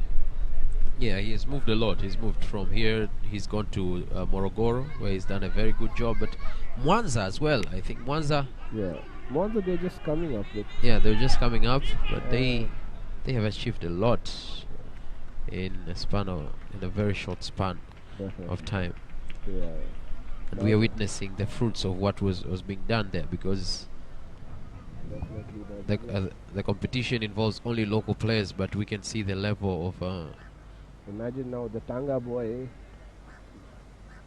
when you might have born, I don't know whether he had even heard about cricket. Now he's playing for one of the Premier League teams here, and he's doing a fantastic job against Dar-es-Salaam boy, the club in Dar-es-Salaam. He's bowling quite nice and tight after the first boundary of this first over. He's giving no room. And Salum himself is a pace bowler, so they say your own medicine. Get the taste of your own medicine. The taste of your own medicine. Yeah. I was about to say in Swahili, but it's the taste of your own medicine. Yeah. Nice and tight. Oh, lovely ball. And Issa is keeping up. Where he's keeping is not supposed to be. They don't keep the fast bowlers. That he's keeping it up. Very nice. Very good over after the boundary. 2 good dot balls. That's been really. The score has moved towards 111. 111. So Zafar has come for the last over. Let's see. What do you say, brother? Let's see. As we said earlier, the captain will be called when the times. Last over. If he's doing it, he's still taking a risk. It's a bigger risk. But I'm sure by now he's confident, because Salum has, as we said, Zafar has an upper hand when it comes to bowl to Salum, because Salum is a left-handed batsman and Zafar is a right-hand off-spinner. So when you say off-spin, the ball to the left-hander leaves the ball pitches and leaves the left-hander. Whereas when he bowls to the right-hander, the ball goes into the batsman, so which is easier. There you see, he tried to swing, the ball left him after pitching. So and going cross hit where the shorter boundary is, where Salum is trying. But I would say the extra cover would have been a better place for Salum to attack. But let's see. At this situation, batsman really doesn't think much. He just goes and swings it hard. There you go. Tighter balls, dot balls. As you said, that challenging between the different arms. Yeah. It's proving to be advantages to. So far, you said never, you never know. You never know. Last 4 balls can go out of the park. You never know. That's called that's called warning. The batsman shouldn't be leaving the crease before the bowler. bowler bowls. Otherwise, he has the right to get him out. That's swung for a boundary. As I said, the first 2 balls were productive. The third ball, Salum has made it count. So that's the way cricket is all about. Another 3 balls, and you don't know. You never know what is going to happen. Yeah. And maybe more than 120 because we are now at 115. Yeah. 3 So balls easily above 120. I'm looking at it. And a big try. Benson is under it. And very well taken. Very well taken. And that's the thing I was talking about. When the ball pitches, it leaves the left-hander. When it left, when he went across, there goes had Salum. the ball coming into him, it would have been easier for him. So Zafar took a chance, but he took a calculative chance, a calculative risk, and it did work well for him. Very good decision by Zafar. Zafar, in fact, even for him to come and bowl the last 2 overs, out of the last 3 overs, bowling the last 2 overs, was a risk. For me as a manager of Simba Kings, I saw it as a risk, but sometimes it's the individual. Desperate measures need desperate decisions. So it was a call, and that's making the run rate go below. It's not gone above 130. Would have gone ahead. You never know. When the ball is coming with pace, even the edges were going for boundaries. So that's how it is. Last 2 balls to go, and in comes a new batsman. And that's Afman Siwa. But good luck has played an extra cover shot for a boundary. Very bad fielding, to be honest. From Mukul, he couldn't judge where the ball is coming. Asmani Siva, poor guy, will be going back without even connecting a single ball, because after Salum, when the ball went in, good luck had crossed the pitch, so he came to face the next ball, and the new batsman after this ball is going to go back home without facing a single run. Nice swing of the bat, and the ball has gone for 2 runs, I guess. Siva is trying to go for the 3rd one, and got himself run out. He sacrificed his wicket for the team, and that's the end of the show. And the score is 121. 21, yeah. And the total, which is just above the 6 runs run rate. And for them now for Simba to win, they have to score 122 runs. So not a bad score. The first game of the APL, and it's done. I think so. It's been a good show so far. Looking at the situation.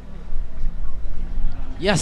So if you're just joining us for the first time, it's the APL going on here in Dar-es-Salaam, Advanced Players League, Cricket League here in Dar-es-Salaam, and the first game of the competition, the first inning of the first game has just ended with it was a very much contested game between Buffalo Blasters and Simba Kings.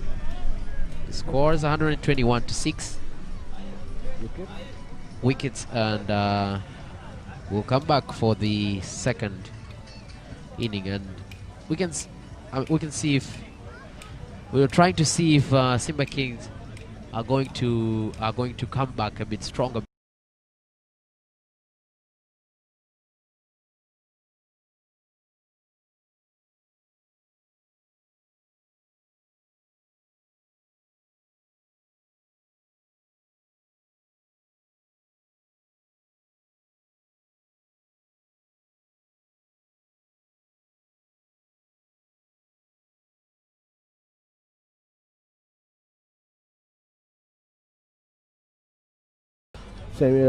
Boys been playing cricket for years, so it's a very good game. The first stage has just got over, 121 runs scored.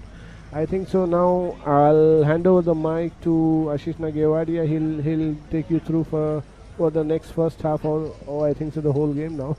It was nice. It was nice to talk with you, brother, and I'll see you around soon. Thank you very much, sir, and good luck. I think you're as the men.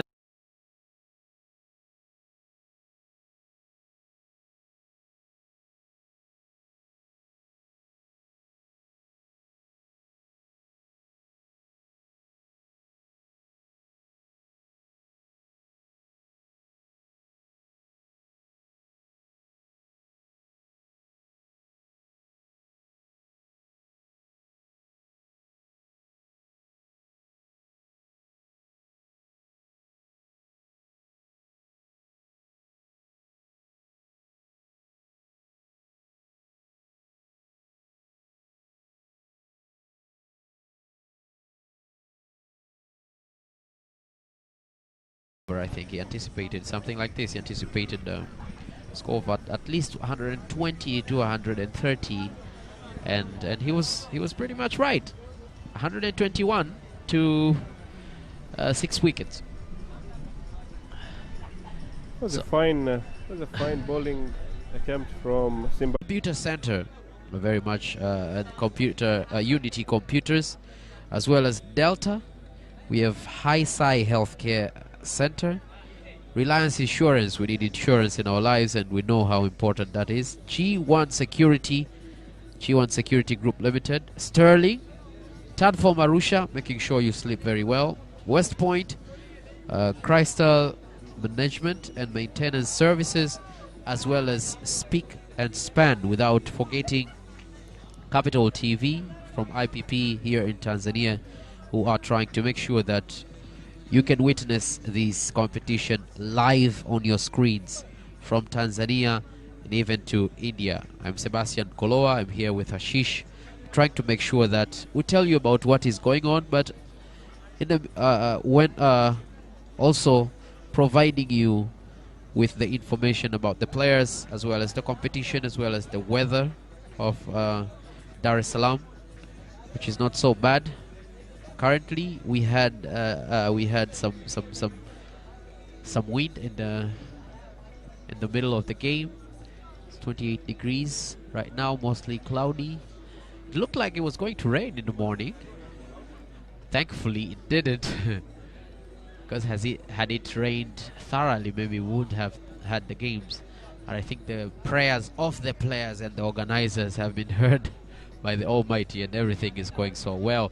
But also, Ashish, I wanted to talk about the crowd that has showed up here at the Gymkhana grounds. It's not normal to see a cricket competition with so many people coming to witness the competition. A lot of people are coming here to witness what is going on at the Gymkhana ground, which is not normal. People will come. You would see this kind of crowd on a Saturday morning.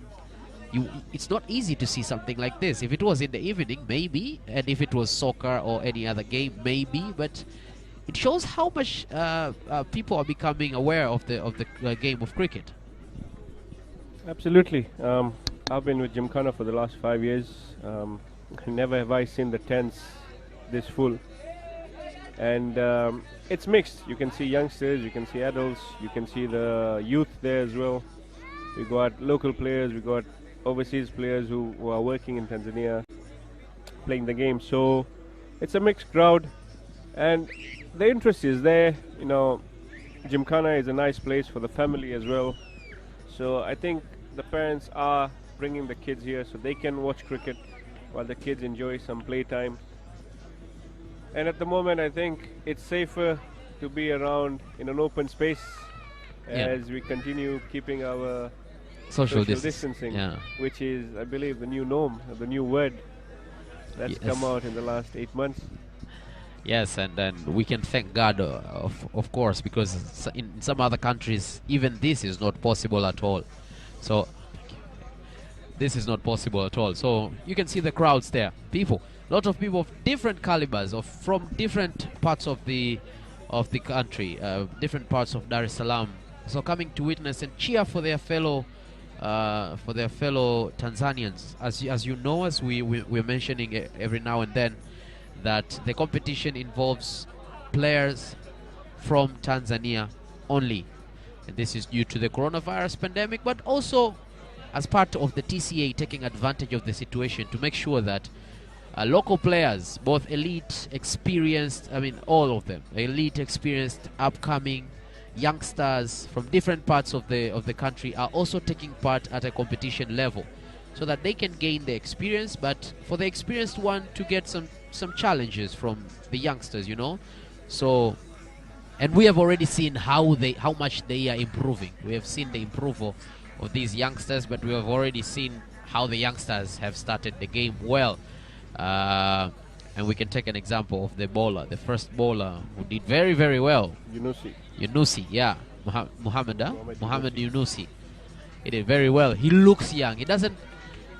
It's not only that he is young, but he also looks very, very young, and he did very, very well. So we are going to see now how Simba are going to play as the batsman, and we see other players outside there getting ready. Yeah, that's the dugout of Simba. Issa, Kikasi, the keeper, getting his pads ready. We've got the teams out now. We have Muzamil, who is taking strike, who will be facing Jumbe. And we've got Ismail, who's on the non-strikers end, starting their chase of 121 in 20 overs. Looking at the batting power that Simba has, I think this should be a good game. It should be a good chase to see. Salum, a very experienced bowler, has had a fine game, so I'm sure he's going to be motivated from his batting. The fielders look quite sharp and all ready to go. The sun is also coming out a bit more, and as you said earlier, the pitch is getting faster. So maybe just because the Simba Kings have been, their batsmen have also been on the pitch a few, so for a short time, a short period, short spans of time. So maybe they know something about this. But also the mistakes, the small mistakes that were made by the Simba Kings when they were bowling. Maybe Buffalo Blasters can take that to their own advantage and try not to make a lot of mistakes, because 121 to defend 121 might sound not so easy, because 140 will be better, but taking into account the conditions of the pitch, maybe Buffalo Blasters can defend that. Yes, obviously they've got good bowlers. Athmani Siva, good luck. Jumbe coming in himself. These are deadly bowlers in the Division A. So no score is difficult, but no score is easy as well in cricket. That is very, very true. Oh, and off we go. It's the first ball by Jumbe.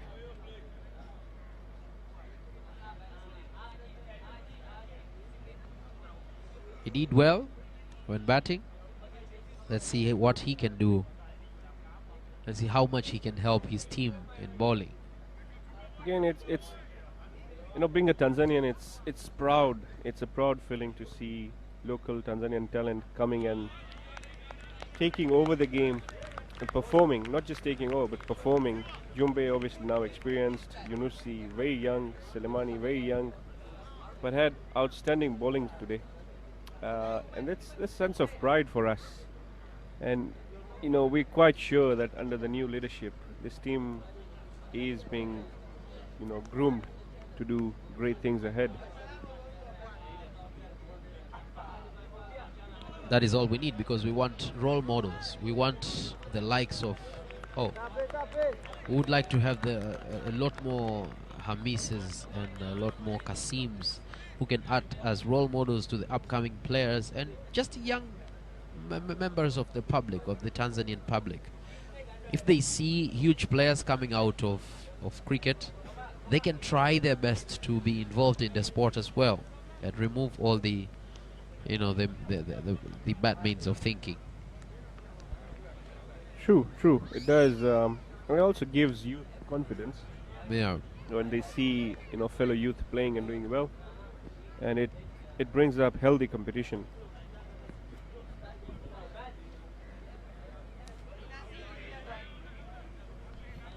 Yeah, that you do see a bit of a difference there, Sebastian. You know, Yes.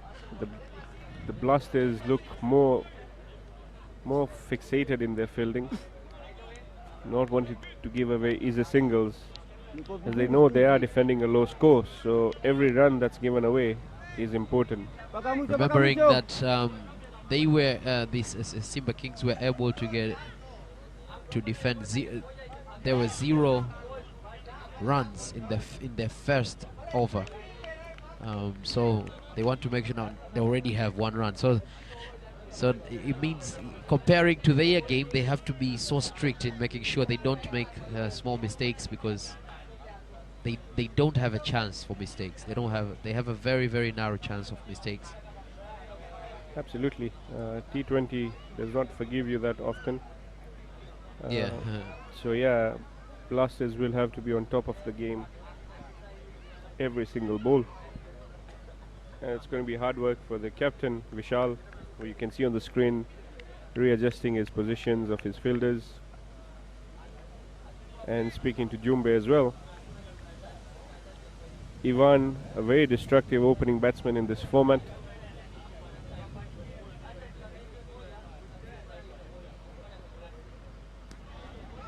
Oh, that's a wide, but what a keep from Mohamed Omari.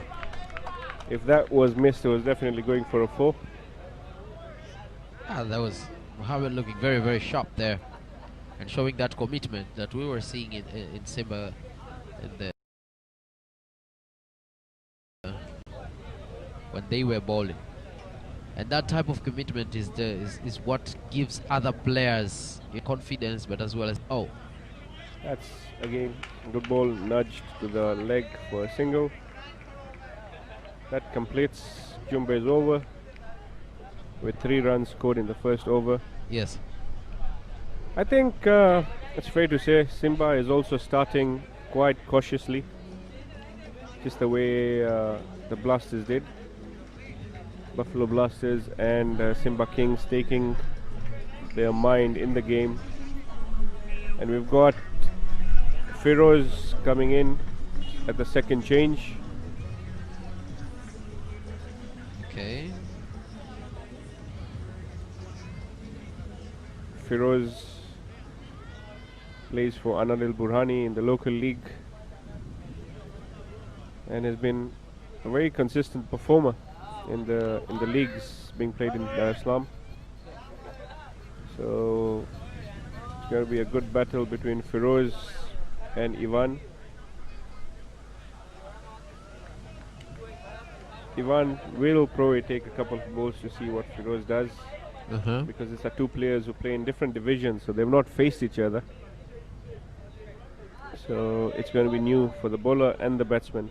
And I think this is the beauty of the Advanced Players League 2020, where we've got players from different divisions coming to compete against each other. So, you know, the people in the Division B, A1, OC are quite motivated to perform well against the Division A players. That's true. And obviously with the national team coach sitting, Steve Ticolo, watching them. It's a good chance for everyone to show their talent. And Feroz starts with a single. Jumbe very agile in the field. Everyone has a chance here. This is the beauty of TCA. They give chances to everyone with the talent, everyone with the skill, to make sure they, nourish those skills. They shape those skills in a way that it's going to be productive for the country in general. Right. That's a short ball from Feroz. And whoa, Ankit just gets in time to the boundary. I think Feroz needs to start bowling slightly fuller, so that there's less room for the batsman to swing his bat. you say, not many mistakes will be permitted as they are defending a very low score. And the ground is much faster than what it was in the morning. Also, the players have already grown into the game. You know, Simba, that's what they can take to their advantage. They've grown into the game, even as they are batting. But they are already in the game. They are, you know, they're dealing with the game right now. So True. Well, I think it's easier for them batting when they already have the, you know, the confidence has built up in their game. Also because they have controlled the game in the first when they were bowling because of their low score that they got. See? True. Yeah.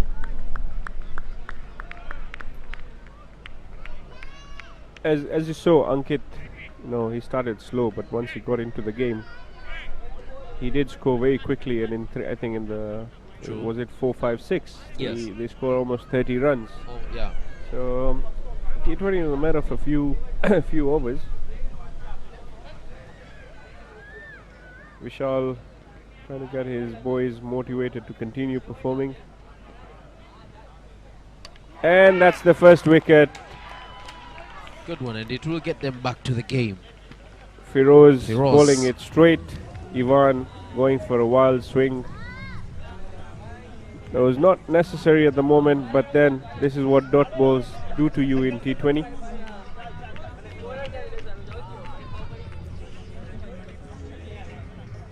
They did well because that was going to be challenging to them after the first over. The first runs were making them a bit, you know, a bit stiff, and it was a harder job on the captain Vishal, trying to organize his boys to make sure that they don't give out easy runs.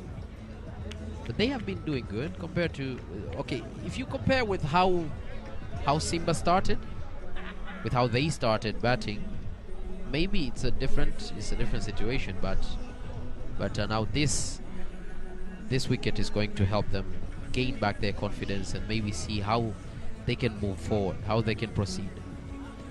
True. Obviously, Blasters had not lost a wicket in the first 4 overs, whilst you know the Simba Kings have lost their key opening batsman. Coming in now is the captain Zafar Khan, another very destructive T20 batsman. So he's got to play responsibly.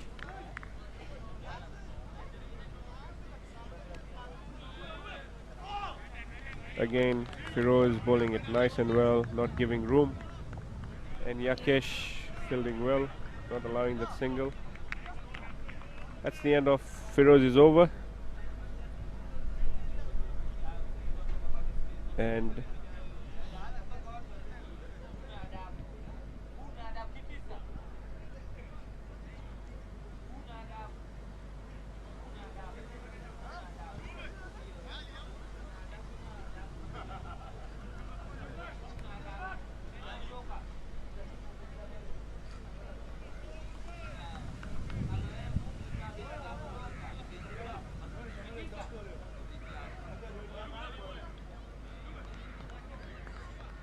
Zafar as well, I think, debuted for Tanzania this year when he went to Zimbabwe. So, you know, this is national team caliber players playing against each other, and hence we call it the Advanced Players League. Yes. Chumbe trying a bouncer, but Muzamil just guiding it down to leg for a quick single. Zafar is also the captain, so having the captain in the, and he had a huge impact when they were bowling. He took matters to his hands, we can say. He took the team to his shoulders in the last 3 overs, let's say, and he impacted it well because like more than 10 over. I think they had a lot of runs. Yes, he did. He actually bowled very well. Yeah, And he rotated his spinners quite effectively.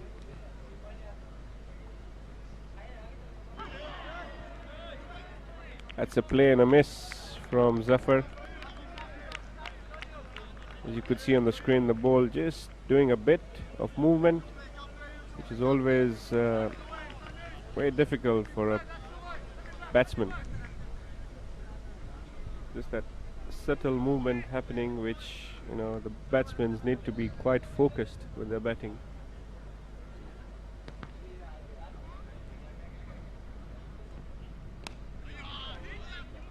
Jumbe bowling a good line, not giving much room to Zafar. For those on screen, you may see Zafar wearing what his nickname is, Lala. Lala, yeah. He's famously known as Lala in Dar-es-Salaam, but he goes by the name of Zafar Khan. Been playing for a team called General Petroleum, GP, and has been around Dar-es-Salaam for a very long time as well. That should run away for a 4. Jumbe pushing it short, giving some room on the leg, and Zafar capitalizing on that shot for fine 4. So we're told here that Lala, that nickname was given to him because of one of the best cricketers, the Pakistani cricketers, who's called Lala. So a lot of people know him as Lala because of. So is it because of his the way he bats or the way he bowls? Yes, Lala. Lala is famously, the person is called Shahid Afridi. Shahid Afridi, I think at the age of 16, scored the fastest century in Gymkhana Ground. He scored a century in 37 or 36 balls, and he was just 16 years of age. A very destructive all-rounder, always plays with aggression, and he changed the way the game was played. Okay. So Zafar, known as Lala here as well, is quite destructive, enjoys playing aggressively but responsibly as well. So that's how he got his name. And Afridi is well known all over the world for notable performances he's done in his career. Oh. And that's coming right towards us for a 4. Jumbe getting hit 2 boundaries in this over. And Lala looks very much in fine form. The captain leading by example and dispatching the bad bowls and respecting the good ones. And you can see the crowd getting crazy about that as well, because they didn't witness much of this in the first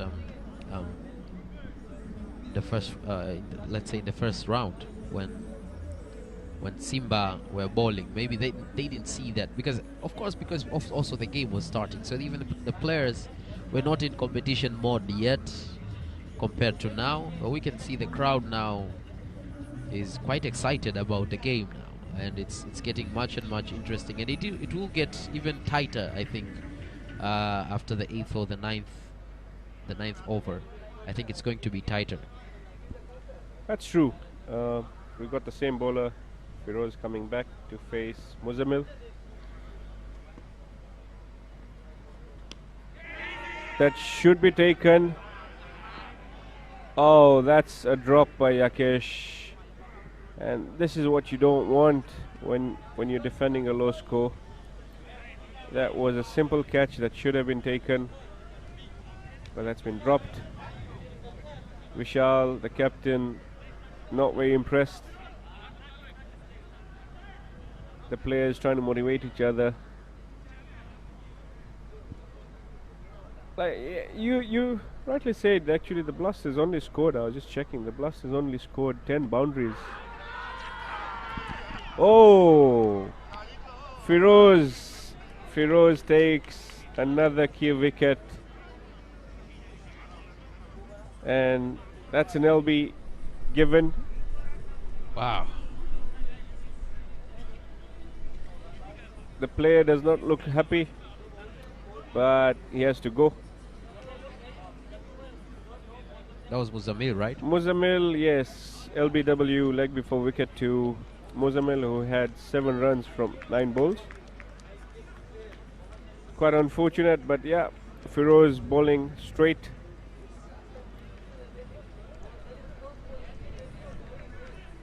Muzamil walking off, doesn't look very happy. And now they've lost 2 wickets for 18 runs. And the pressure will start piling if the wickets keep falling like this.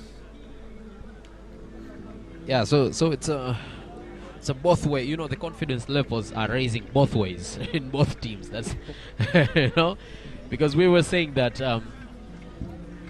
that Kings, the Simba Kings started batting very well compared to the way Buffalo started, but also in the wicket part, Buffalo have done good. They've done very well. They already have 2 wickets right now.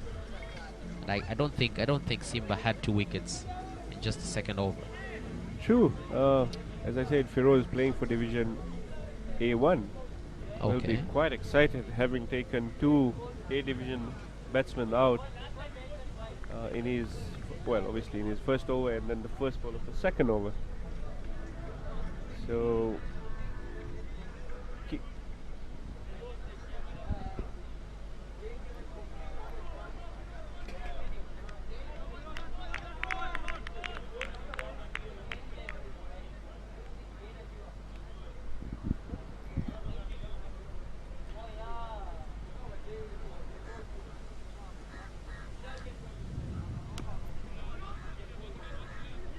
the score is 18 to 2.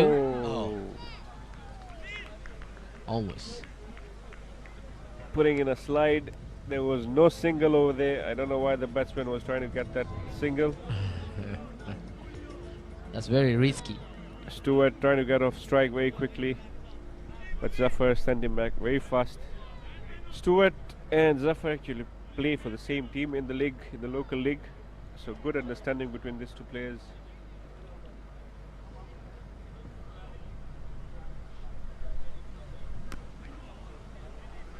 Stewart there, getting right behind the ball, respecting Feroz, who's taken 2 key wickets.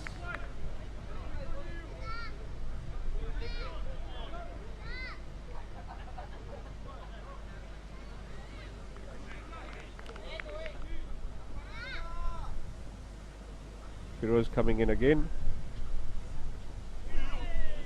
Oh.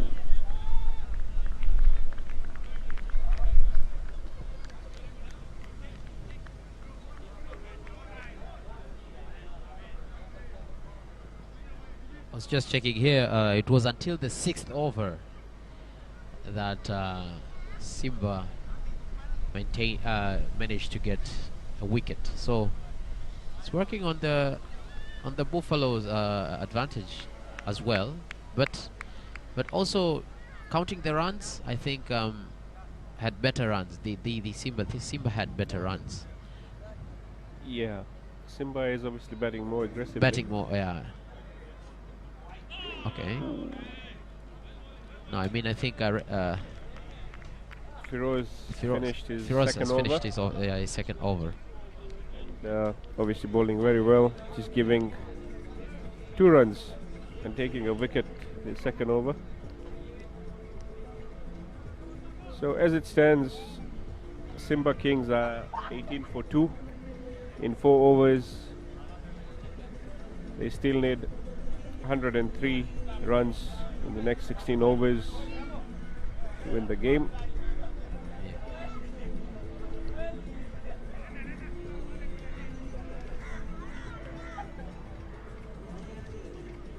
I'm quite sure the afternoon will have more people coming in. You know, obviously the crowd is already the link impressive. has been sent to so many people. Oh, that's already. Nice. A few of my friends who've never heard me on TV. They're trying. They're coming to witness if this is just your voice. Is it someone with your voice? You got no idea the kind of messages I've been receiving. So, you know, friends always give the best. That's nice. That's nice. But it's a good experience for everyone involved today. Exactly. It adds value to, you know, the day itself. So it becomes a memorable day. The crowd, it's already. Oh. That goes for a 4. Sangwale coming in for Salum Jumbe. The crowd is already impressive. And if more people come in the afternoon, Right now, it's just a few minutes after 12 noon. It's just a few minutes after 12 noon. It's 12:05. So if more people come in the afternoon, then it means this place will be packed. And even the competition level, I mean the level of competitiveness of the players and the teams, I think it will rise because the pressure will rise now. Oh, that was a good one. That was fine. That's a fine. That's a fine shot by Lala. Yeah. Running away for a 4. It's showing why he's the captain now. And you can see he's starting to impose himself on the game. Nothing extravagant about that shot. Just a nice nudge between the gap for a 4. Vishal running to his bowler just to give him some support. It's eight runs coming off the first 2 balls. And Buffaloes need to start changing things around. You see Issa Kikasi from the pavilion supporting his team.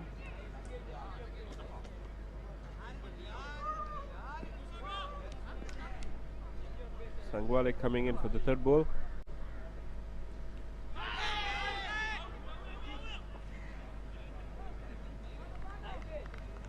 I don't think there was any necessity for Zafar for that shot. I think he's already got 8 runs off the over. Should be staying. Excitement. Obviously, the ball was there to be hit. Excitement now. Now it's excitement working now. You know, they need to score and also hold their wickets. They do not want to be losing their key batsmen. The discipline now. The discipline Sangwale and coming relaxation. Yeah. They need to be a bit relaxed so that they can, they can maintain their lead.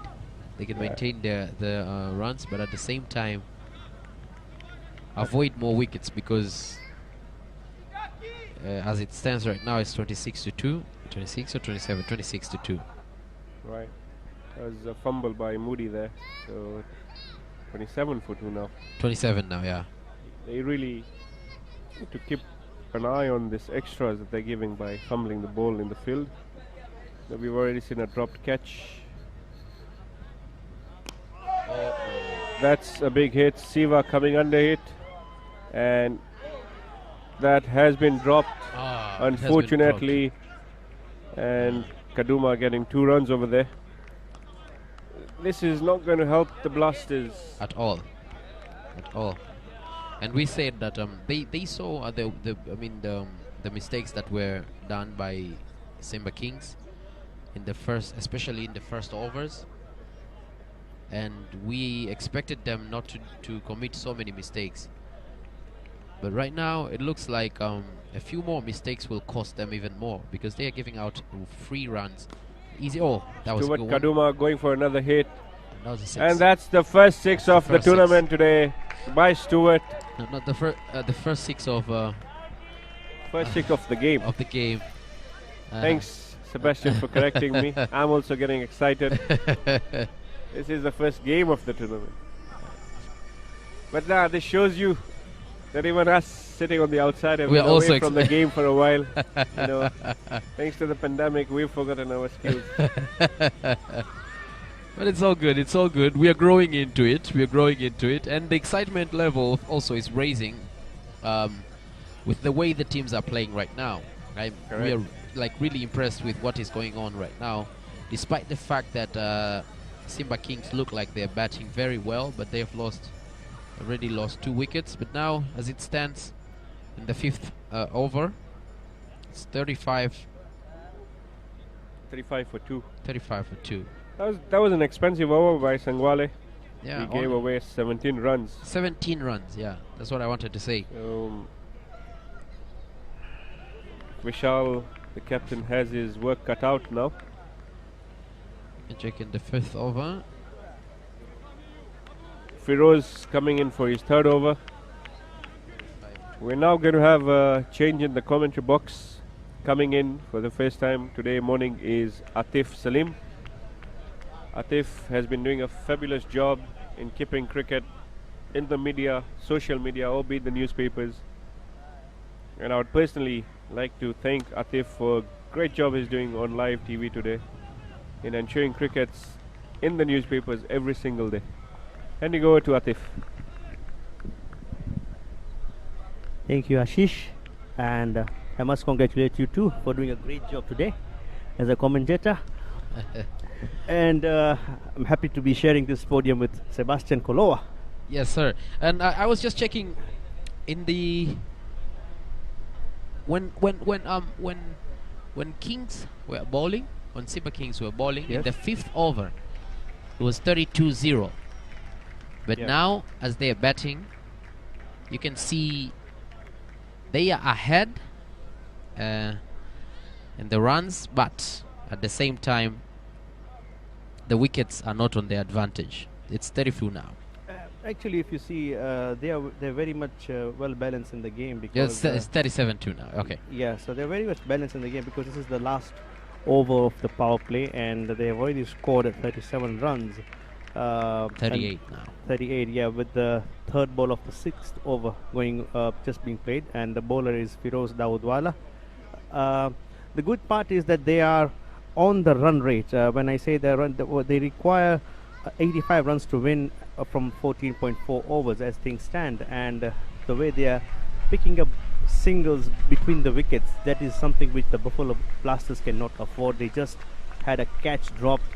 So these things don't help when you have a low total to defend, and Captain Vishal Patel has a lot to do because he needs wickets. He needs to get these two out and not for them to build any partnership. That is the key to win this game for them. Yeah, we were saying in the first place that maybe Buffalo, we expected Buffalo Blasters to have learned something from the mistakes that were done by the Simba Kings, which are not so many in catching the ball and so on and so forth. But they had a few chances themselves, the Buffalo Blasters, and they blew the chances away. And we can see how much it is costing them now because. Oh, yeah, that's a lovely cover drive there from Zafar Khan, and that's a boundary. Zafar Khan has just come to the front as a captain, and as a captain he has to play a captain innings, and he has to see his team through today. Yeah, so as I was saying, so they have made a few mistakes, and these mistakes are proving to be costly to them, not only by the results that we are seeing right now, but also the confidence level and the pressure is building up on them now, because they have to defend a very low score. And if you have to defend the low score, and it's just a few overs now. But let's see how it goes. You never know. And That's another one. Another one. And it puts too much room on the offside. And Zafar is a player who, if there is too much room on the offside, he will definitely punish you. And once again, he has taken that ball to the fences and taking his personal score to 26 runs now, just from 14 balls. That includes 6 boundaries, by the way. Oh, that's a very good score. That's a very good score up to now. Yeah, that shows that Zafar has only, if you take the 6 boundaries into account, that is 24 runs have just come from the boundaries, and he has made the bad balls punished, and he has just kept his wicket down there. As we can see, he's doing very good. Zafar. The other advantage Zafar is having right now is that he is with Stewart, Kaduma. Both of them play for the same club, which is the GP. Pak Stars Cricket Club, so they know each other very well, and it's a very important part for any batsman is to have a good non-striker, to have or to be on the same wavelength. That's very, very true. We saw that in the last round when we saw, I think Salum was with Good Luck. I think they played the same game, was with the same team as well, and they looked in bond. The way you see, the way they look at the ball, the way they move, the way they tell each other. Sometimes they don't even have to look at each other to know what to do next. So yeah, as you said. But now this is also a good way of making up these young players. They have to understand that not necessarily when you've played with a person for a very long time is when you have to have a good game. Sometimes you just have to learn to adapt to the new situation. If you have new players in town, make sure you adapt to the situation. Absolutely, and we can also see a bowling change being done here as the power play is over, and Vishal Patel has brought in Ankit Bagel. He is an off spinner, So spinners can be very, very tricky to play down, and the run-out chance there on the non-strikers end, and oh, they survived. Zafar just nearly said miscommunication there. We just spoke about the wavelength. That was an example of not being on the same wavelength. Yes, yes. Yeah, and Ankit did good as a batsman. As a bowler, Yeah, he did good as when he was batting as well, I think. Yeah. So I think he had a teen. It's a chance there, and it's another drop.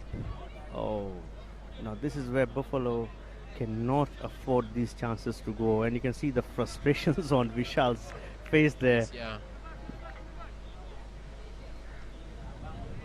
But the good thing about any spinner is the spinners will create chances for you. That's true. And the fielders now, they have to take those chances.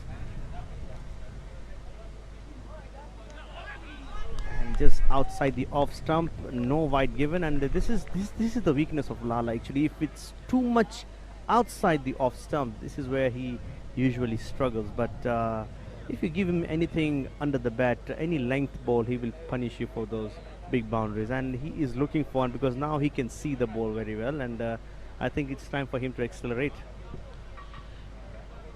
Do you think the height of the batsman can have an advantage?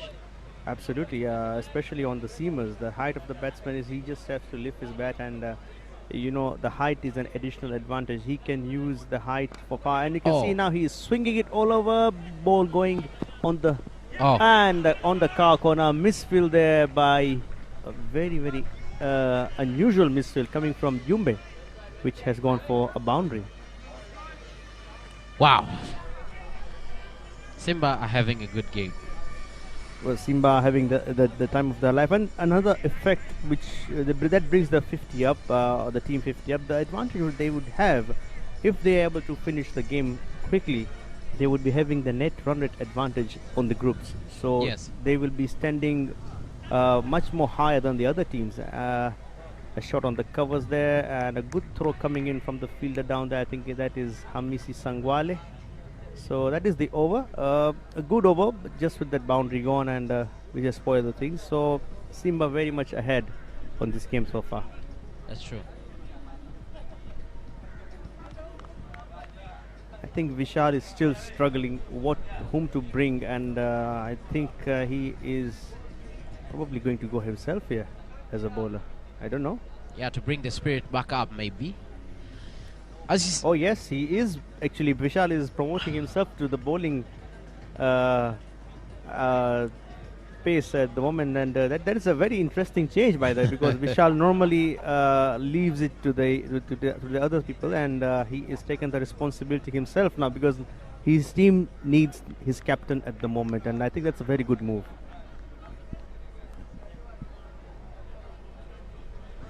Just setting up his field there. You can only have 5 fielders outside the circle, so he's just putting everybody there, and he's getting some assistance from Yumbe. Yeah, important to get your players back to the game this early, because you never know.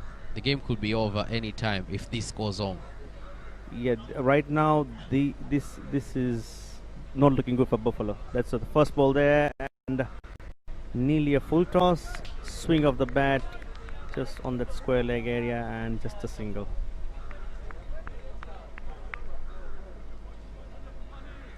Sebastian, I'm sure you now have a good grip. Yeah, great I have knowledge the grip. about the game. I have a grip of the game. Ashish was just asking me here if I'm interested in starting playing, and I was like, yeah, I had already started training, and Hamis was always he's been encouraging me always to start playing, and I'm like enthusiastic about the game, but this pandemic just hindered me.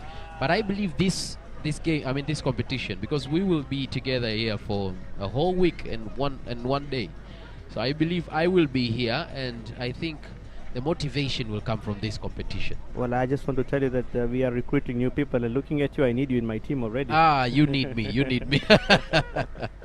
You need me, and that's another mistake. Yeah, another single taken. Another single, yeah. Not much the bowler could do in there, but yeah. But the only thing they need to do, Buffaloes, they need to slower the run rate. But what's not going in their favor is that when those chances are created for wickets, They're not taking them.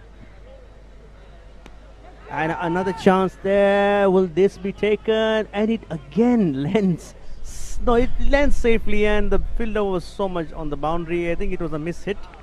So that's what you call a 50-50 in cricket, actually. It just drops ahead of the fielder, and nothing you can do. Probably you can be a Superman and dive for it.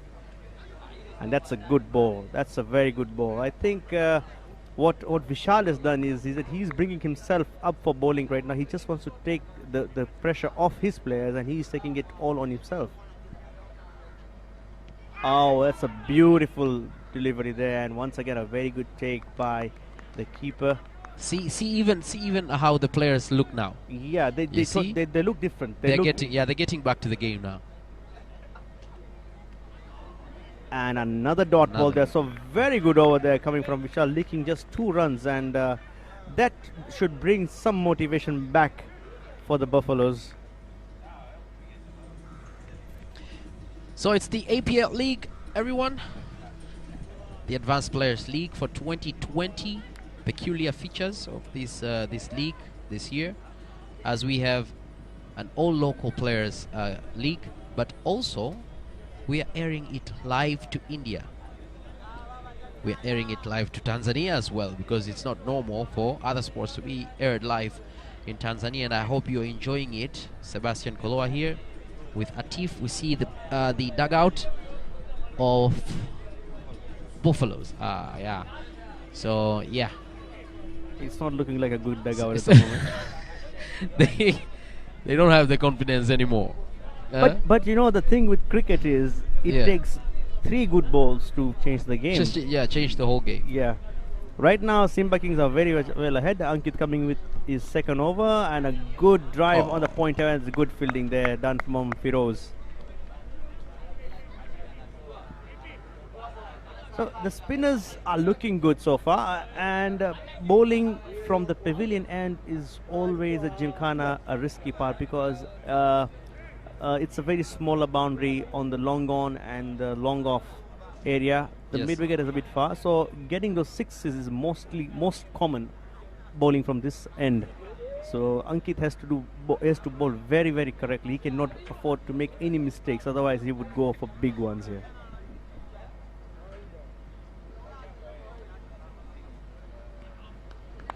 And a good confidence levels have gone back. Maybe.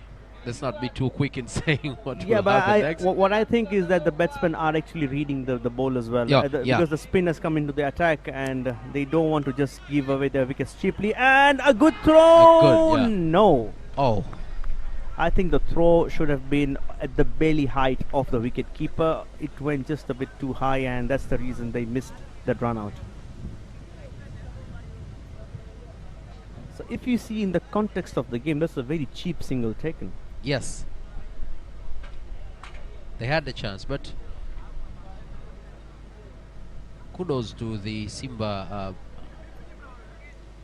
batsmen, because of the way they ran that out.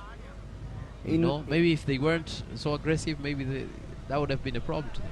Yeah, actually, the thing is that both the batsmen who are on the crease, they just believe in playing their natural game, and if they would hold something out, they would probably struggle. And right now what they are doing is they know they are above the run rate required, because the current run rate required is 5.6 and they are playing at 6.8, so they are very well ahead of the game. So Buffalo is the one who needs to pull up their socks here. And a lovely swing, and this would be running towards the boundary. Yes, and it almost gets there. So that is another boundary coming from Zafar Khan, and he is playing one of the best games ever. I'm seeing Zafar playing this well after a very long time. Perhaps it's the captaincy. Yes. And he just nicknamed Lala, as we said earlier. Yeah, Lala, by the way, is also nicknamed the famous Pakistani cricketer. Cricket. Shahid Afridi. So he counts him as his idol, and he is playing like him as well right now. Well, his idol will be proud. Well, with the streaming being online, I hope he also gets to see this. I hope so too. So the good thing about the Kings is that not only did they manage so many runs in just 9 overs, but they also maintained the wicket level. You know, it looked like they were heading out. They already had 2 people sent out. You know, 2 people ran out, 2 batsmen ran out, and that was proving to be maybe disadvantages to them later on. But they've managed to just remain with those 2 in 9 overs. Yes, Muzamil, Hussein and Ismail are known for their aggressiveness, and the key to bring in aggressive players to bat at the top is that the field is in and only 2 players are outside, so the boundaries are always, there are always gaps on the ground. So what they do is they just have to go and look for those aggressive shots. Sometimes they don't work, sometimes they don't, and in their case it didn't. But the good thing is that the 2 down and 3 down batsmen are very, very well experienced players. Stewart Kaduma himself has been a national team player in the past, and he has played cricket from the early 2000s, so he has played each and everything, and he knows, has good experience. And there he goes for a big one, and will this be taken? Yes, it has been taken, and there's lovely celebrations coming in there from the fielder at square leg. So we would just know who took that catch. It's a lovely catch. It's a good plus for the Buffaloes, and I think the catch was taken by Hassan Sangwale. Hassan Sangwale. Yeah, he's a very dependable fielder, by the way. Hassan Sangwale, he doesn't give out anything, any room, and well, this brings them back in the game. It all depends on who is coming in next right now. Good thing that it's Stewart who was brought out for the Kings, because that was Lala, then maybe it would have proven to be difficult on them. Yeah, it's actually both of them are going on very well. The only good part for Stewart to be there was that he is experienced, and he can control the innings. Lala, on the other hand, he is an aggressive player. He is somebody who gets runs for you very, very quickly, but at the same time he would can give you a chance here and there. But so far this game has been on his side, but it was having a good time. But let's see if this wicket fall, as we spoke earlier, that a wicket fall can change lots of things. And Salmin Yusuf, this is another Tanzanian prodigy who has come on the crease, an under 19 player playing for GP Park Stars. Again, they play for the same club. So I would like to see the same wavelength carry on. Halfway through the game, it's 62-3. Simba only needs 60 more, right? Yes. I think they had 120. It's 121. They are fighting for 121. Yes, they just need 60 runs from 11 overs, and Vishal Patel has come back to the crease, and Vishal trying to use his experience to get the wicket. As you can see, he got that wicket. He's a wicket-taking bowler, by the way, Vishal. And once again, swung to the leg side. Hassan Sangwale is staying right there, and just single.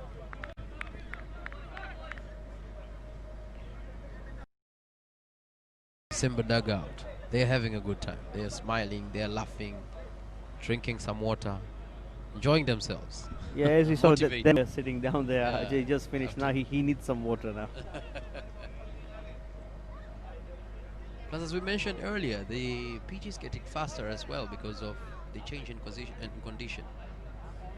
Yeah, I mean the sun is out, and that would make things drier. The outfield in particular will go faster in the next game.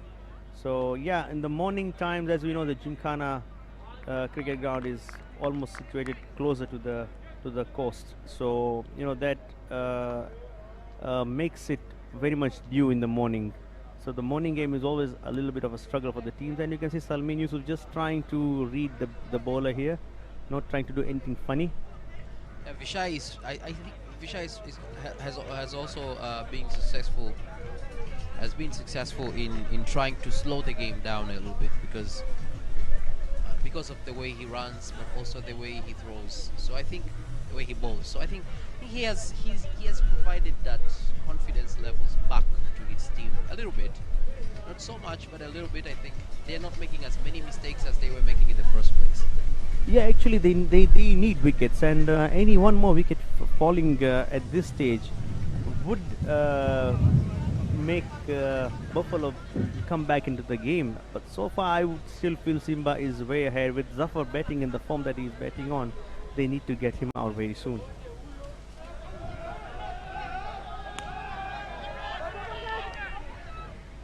Out.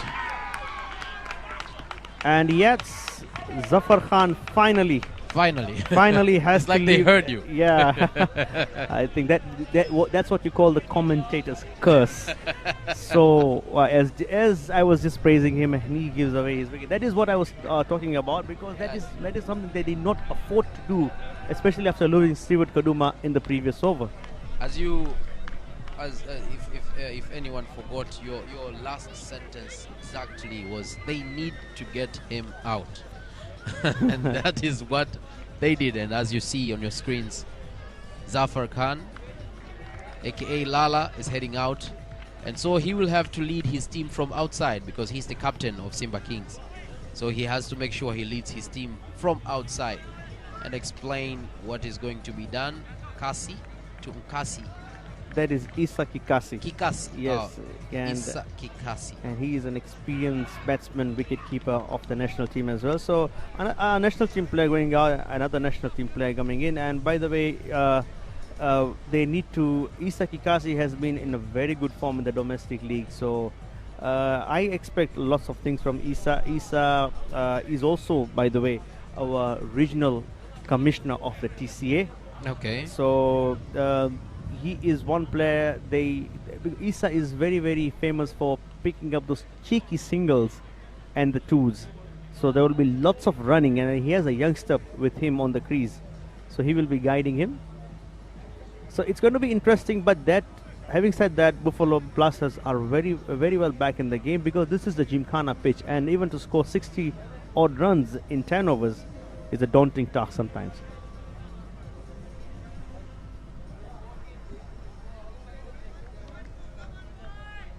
That's very true.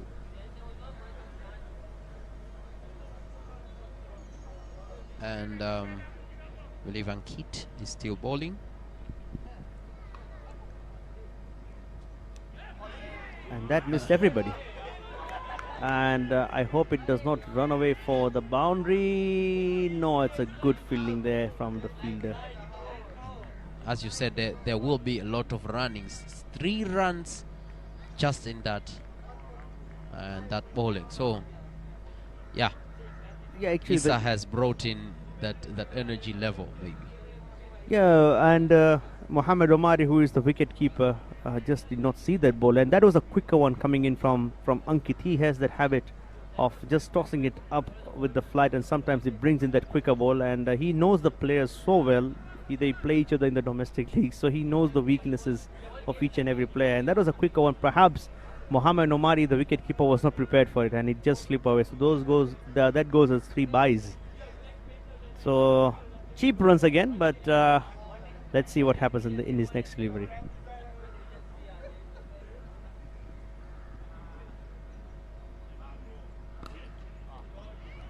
And an easy single there. Yeah, Issa trying to get back to the game with that single. The good thing is that you already told us about the way he plays, and we will expect to have a lot of those. But also, it's going to take a very short time for... It's going to be a short time now for the Buffalo Blasters, or from the Simba Kings, to reach that landmark. It's not as easy as it looked in the first overs, I think. They are still ahead, but it's not as easy as it looked in the first ones. Yeah, and there are 2 new batsmen on the crease, so definitely they would not try to do something which their teammates were doing earlier in the game, where they were hitting 4s and 6s for fun. So they would read the situation, and as you know, the media is here, all this crowd. We are having a great crowd today, by the way, and so that is also playing on their minds, and so it's a different kind of a pressure. And this is what we are trying to train our cricketers out here, that when they go out for international cricket, international games, this is what they're going to face, and something bigger than this. So it's a good preparation in every way for them to prepare for the national team, and all this leads up for us to improve our national team. And that is a stumping. No, says the umpire. It's a very good take from Mohamed Omari there, but I think the back leg was just inside the line.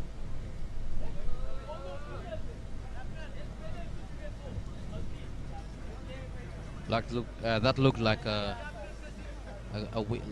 great wicket, but well, it's the appeal was not. It's a very tough call, to be honest, and the umpire Issa Jasani himself is a very, very experienced cricketer and an umpire in his own right. So it's very hardly he gets his judgment wrong. So that's a very good call, by the way. And usually the benefit of doubt has to go to the batsman, but I feel he was very well in. But kudos to the wicketkeeper Mohamed Omari as well. He was very, very quick with that one. So the spinners are continuing, and Vishal is once again coming in for his third over because they took wickets.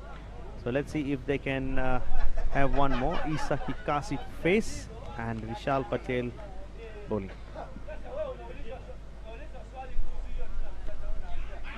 And just glancing it to us, third man. Another easy single taken there. Yeah.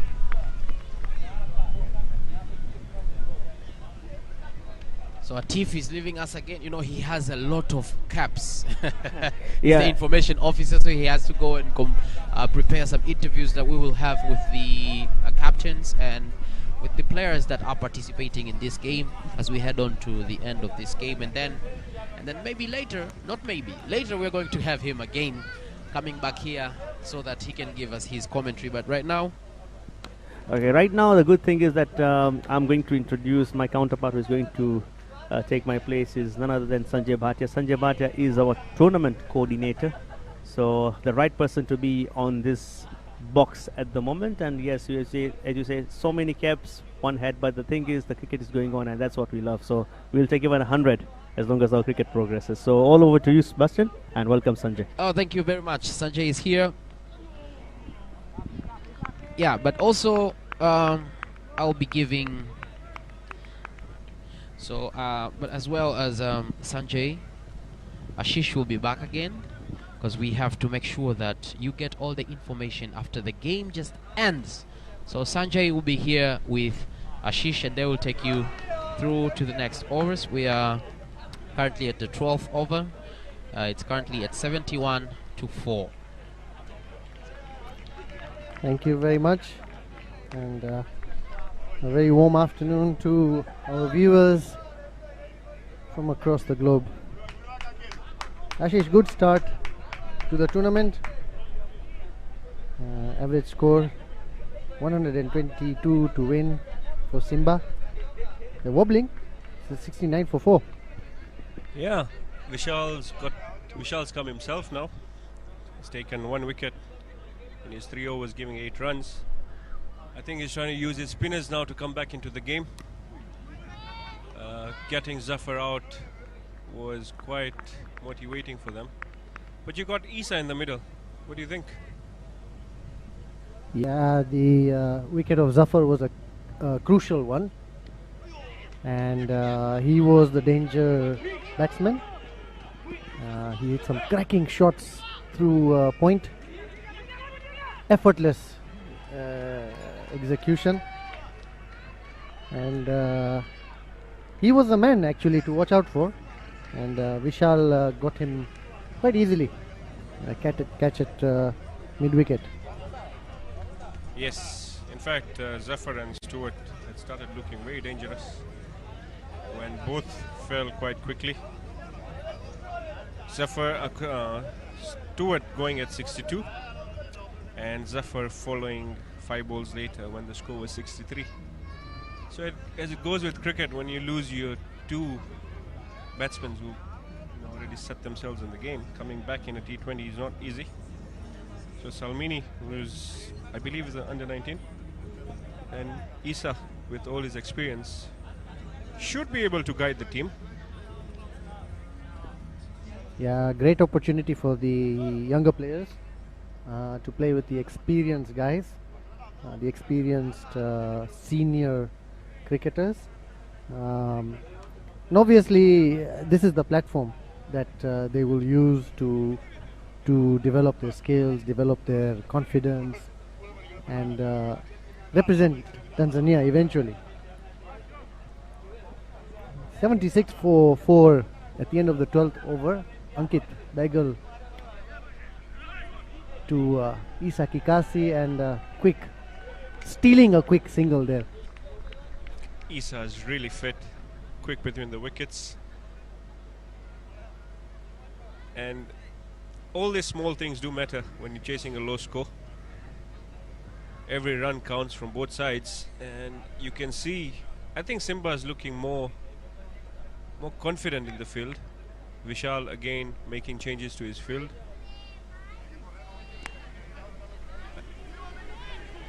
Yeah. Easy single by Silamani, converting a single to 2. Yeah, it was 44 runs to go before 46 runs at the end of the 12th over, and they've got 3 runs there, so 43 remaining. What do you think? If Buffalo can get Issa, I think they should be in for a shout. But yeah, their fielding is not helping them.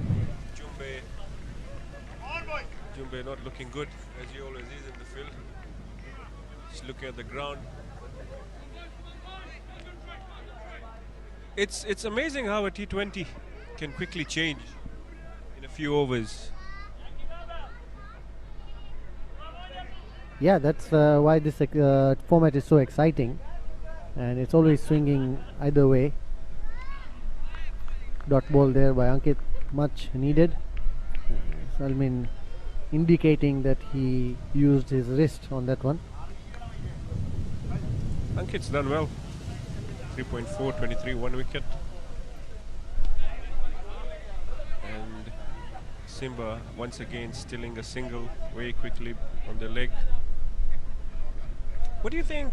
Have you seen a change in the national team boys since the senior coach Steve Ticolo has come? It's early days, but obviously Steve, with all his experience, has been pushing the boys, guiding them technically, and bringing all that experience from his playing days, and obviously is a great coach. So I immediately can tell you that there definitely is a change in attitude and in the approach that the boys are taking at the national level. Been privileged to have a look at some of the training sessions at the academy, and for sure they are working hard, and it always makes a difference when you have such a senior cricketer watching over you and giving you the right technical feedback. True. It's very, very important in cricket. I think Steve's played 5 World Cups, if I'm not mistaken, from 96 up until 2003. Yeah, I think we'll have to get him here in the box Yeah. to share some of his experiences and how it actually felt playing with the big guns. Sure. And I had the opportunity of growing up in Nairobi in my school days, so I've actually seen Ticolo, Morris, all of them perform. And we were at the famous game where they won against Sri Lanka at the Nairobi Gymkhana, so that experience is definitely going to help. Now you see another young leg spinner coming in. We got Jay Hirwania. It's going to be interesting to see him bowl against Issa, who's very watchful on the ball. bit of a risk by Vishal at this stage of the game. I think his trying all his options. Remember, Jay recently in Division A1 changed the game in a similar position, so that's probably on Vishal's mind. And a good flighted ball by Jay, first one. Issa just giving it some respect. Sanjay, coming to you, you've been part of the cricket fraternity for a very long time in Dar-es-Salaam. And obviously you have seen the changes firsthand. You worked with the previous administration, and then you're obviously closely working with the current leadership. What has changed between the years that you've been part of cricket? That's a tough question and a very general one. A lot has changed. Been involved rather in cricket organization for many years, as you mentioned. A lot has changed in terms of the way the games are organized, the facilities that we have, the players that we have. Obviously, there's been positives and there's been negatives, obviously. But all in all, development has been on the plus. So we are positive. That's for sure. That's good. That's good to hear. As long as the game's growing. I mean, you can actually see with the number of, obviously this league not having any outsiders due to the pandemic. We've got so much young talent, pretty much a lot of local Tanzanian-born boys who are now playing, which shows that the talent is there. Just with the right guidance, I think Tanzania should be in the international frame in the coming years, if not sooner. Oh, for sure, we definitely have the talent, and through this tournament, the viewers and ourselves, we will definitely see various players performing at different levels. And obviously, this is the platform to develop and play with senior players and learn from them. Just to continue the discussion of where cricket was and where we are now, obviously there's a massive difference. Just look at the ground today, the wickets, the facilities, the equipment, and there is a lot of room for improvement still. But the important thing is that we have a good team, a great team, a team with a vision.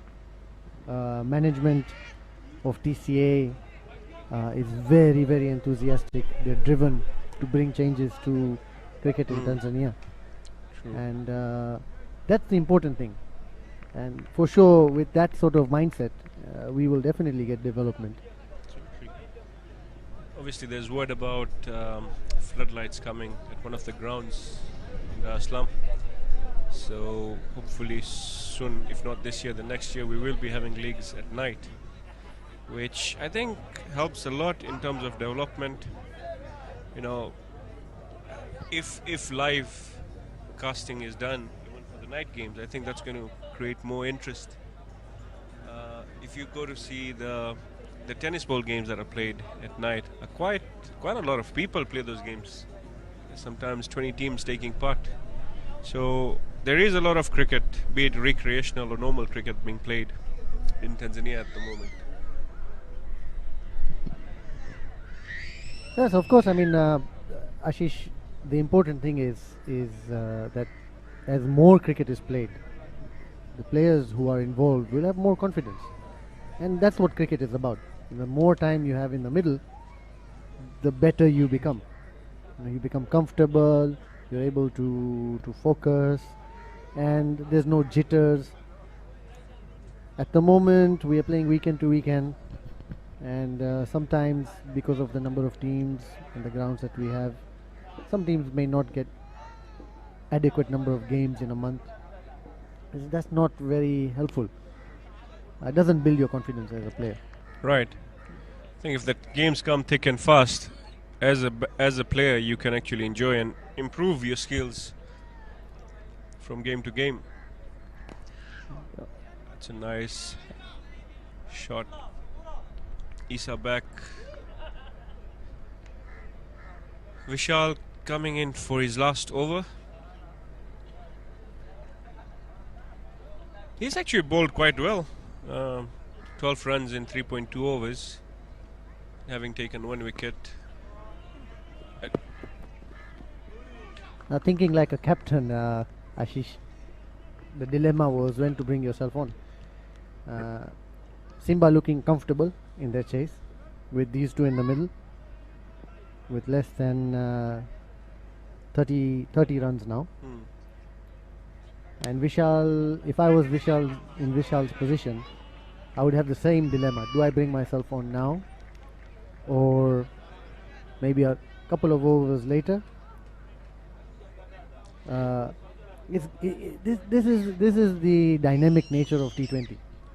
It's very tough to make some decisions. So anyway, he's brought himself on, looking to break this partnership. But Issa looking very confident, and that's definitely a 2. Yeah, the swiped square. Sweeping. We don't see many players play that shot. But T20 is a game of many shots. As you said, the captains need to be on their toes throughout the 20 overs, so it's not easy on them. But look at that shot, Ashish. On the back foot, a simple glance on the up. No one there for a single. Look at the confidence of the player, huh? Absolutely. Issa Kikasi is also a national player. National wicketkeeper. The national wicketkeeper, batsman. Ashish, he is super quick with the gloves. He's the Mahendra Singh Dhoni of Tanzania, as we all call him locally. And he chats a lot behind the wickets. So a batsman is always distracted with his talking, but it's all part of the game. The body language from the blasters looks a bit flat. I think the number of free runs that they've given is also affecting them. Couple of chances of run-outs not taken, and they look a bit slow in the field. Vishal's got his work cut out if he wants to qualify, and he's got to make this team come back stronger in the next game that they play. Yeah, he's going back to his strike bowler. He's got 2 wickets in 3 overs, but he has gone for 6 runs and over. Firoz Dawoodwala.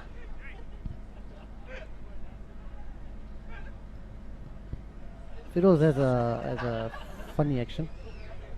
If you notice at his run up, at the point of delivery. There you go, running in, and there you go. Look at the legs. It's quite difficult for the bowlers to batsmen to pick that up. Yes. It's interesting because obviously Issa is a Division A player. Most of these guys have not faced each other, so batsmen do need to spend at least a couple of bowls to understand what's happening from the bowler's end. And the bowlers don't really know what the preference is of, or which shots the batsmen like in Division A. So it's a lot of mind game, and T20 does not forgive you that often. Yeah, this is where you have to keep it simple and bowl your line, stump to stump, bowl to your field as well. Don't try to experiment too much, especially since you don't know the capability of the player. Yes, they are all local players, but not necessarily playing in the same division. Another attempt at sweep, missing.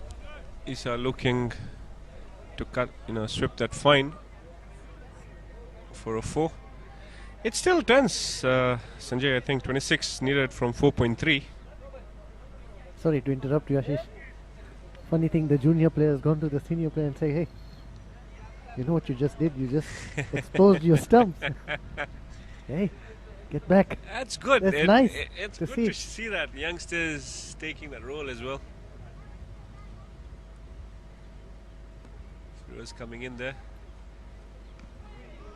And this time listening to his junior partner there and trying to play it straight. Fortunately, there's a bit of a low bounce on this end. Yes. Did the better of Simba batsman early on. By Muli, yeah, that ball didn't bounce at all. One of those things in the game.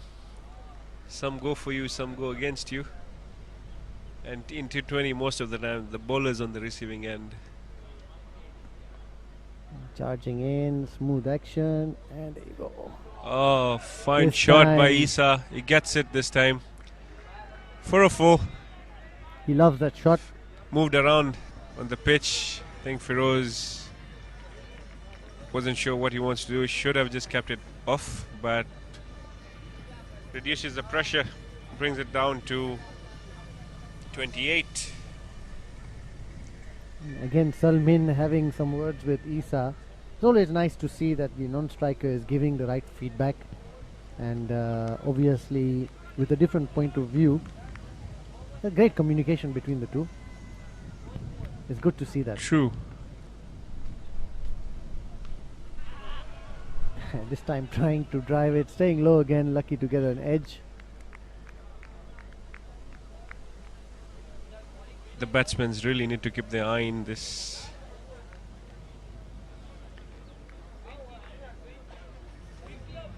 Firozi's over coming to an end. Needing 21 to win in 4 overs now.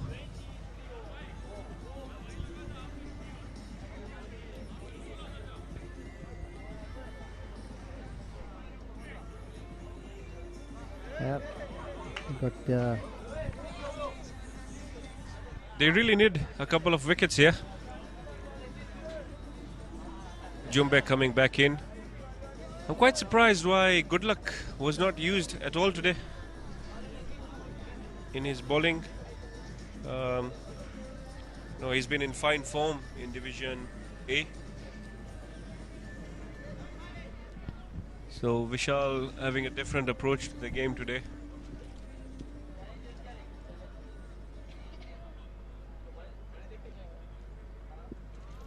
Issa without a helmet to Jumbe. Definitely quite confident in his shot selection.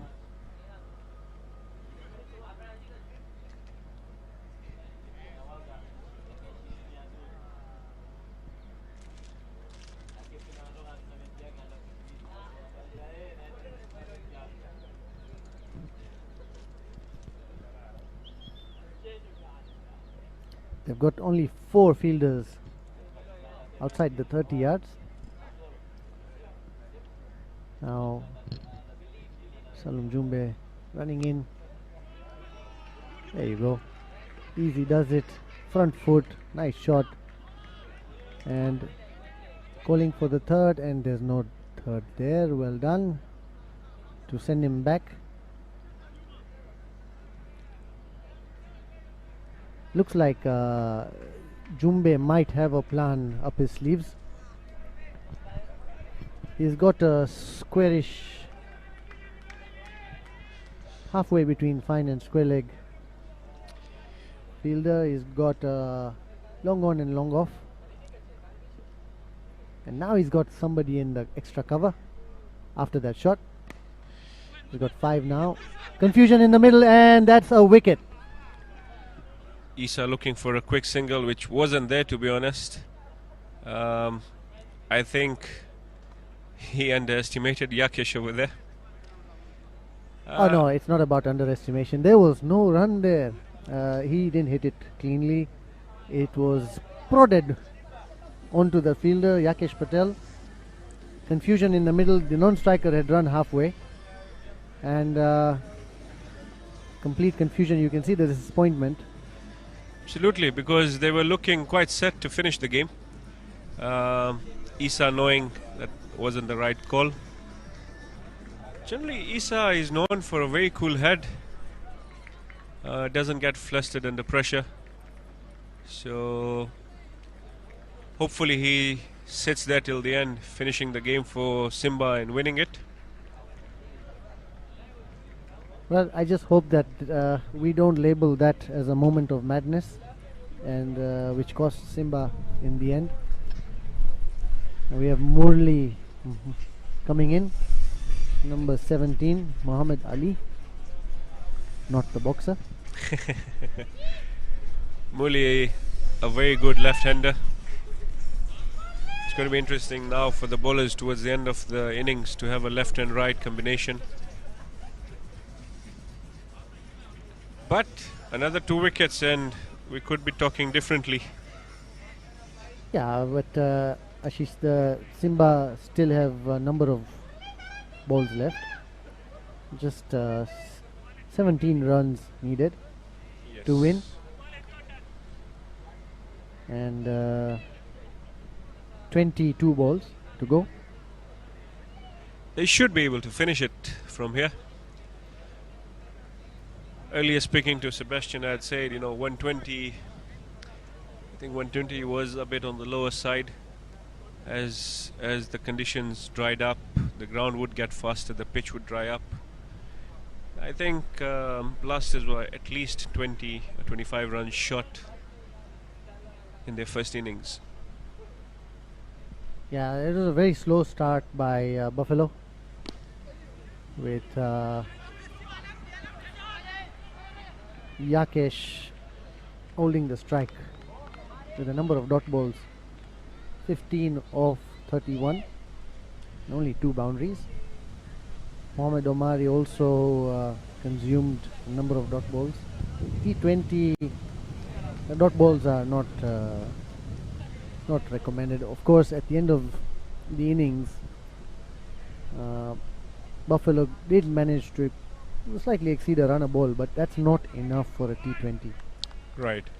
Especially when you read the conditions and you know the wicket's going to get a bit better under the sun, it's baking. It's easier to play later on. But in that case, I guess it was good winning the toss. It was the right decision by Zafar to come and bowl first. Make use of the early conditions in the morning. It was just slightly overcast. And then again, the captains know this grounds pretty well. They've been playing over here for the last couple of weeks since we restarted. And I think Zafar has played 3 games on this ground. So Vishal as well knows the pitch. So, I mean, there's no excuse. But scoring just 10 boundaries, batting first, does put pressure on your bowlers defending 120. Beaten outside the off stump to the left-hander. Salum, Jumbe and Muhammad Ali playing in the same team, aces in the league. I'm sure they both know each other very well in terms of what the capabilities are. Muhammad Ali didn't look very comfortable on that shot. Obviously the ball bouncing well outside the off stump. True. And obviously that's his second ball face, so he wants to see his side across the finish line, and Jumbe will want to knock the stumps off.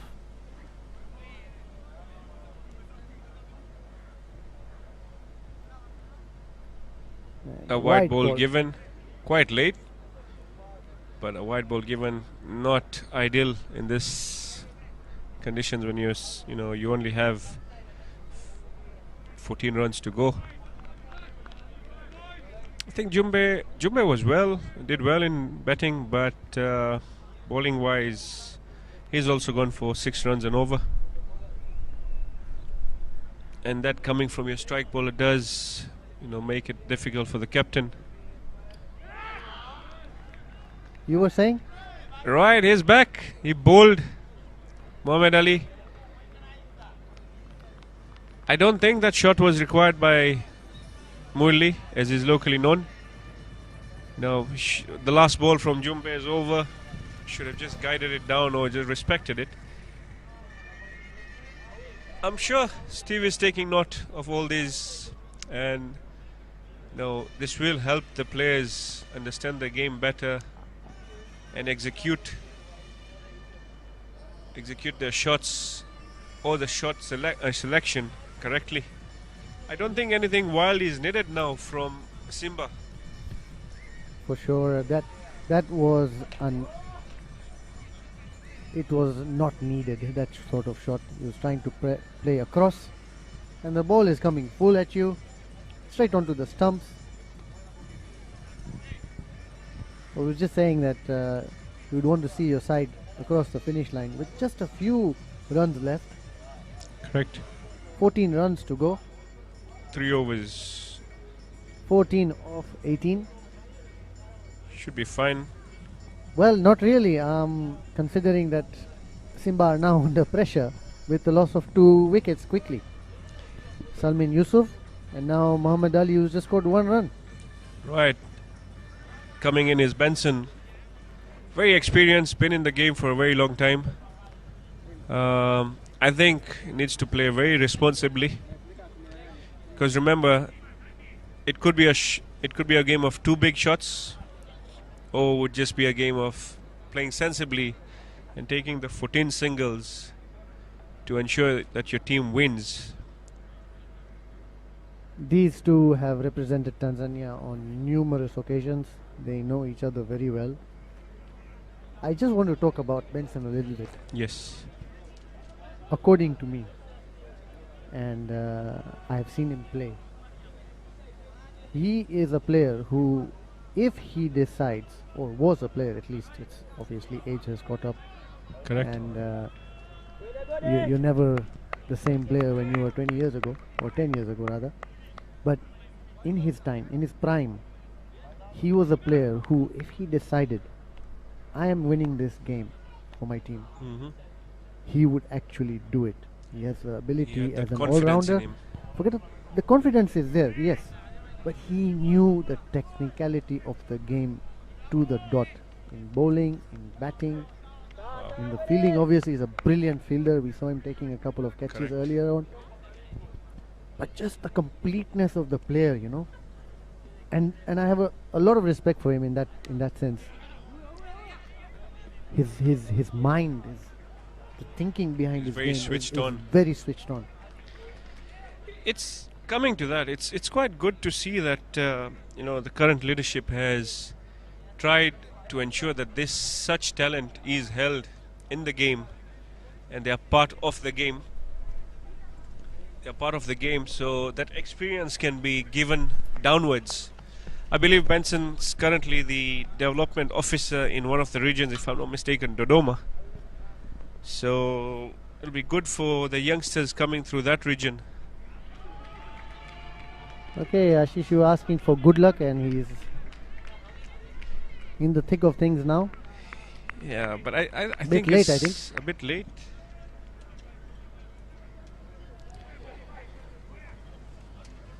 I mean, considering he's been in good form in Division A, I think coming in towards the end, the tail end of the game. Be interesting to talk to Vishal once the game is over to understand his planning of the bowlers.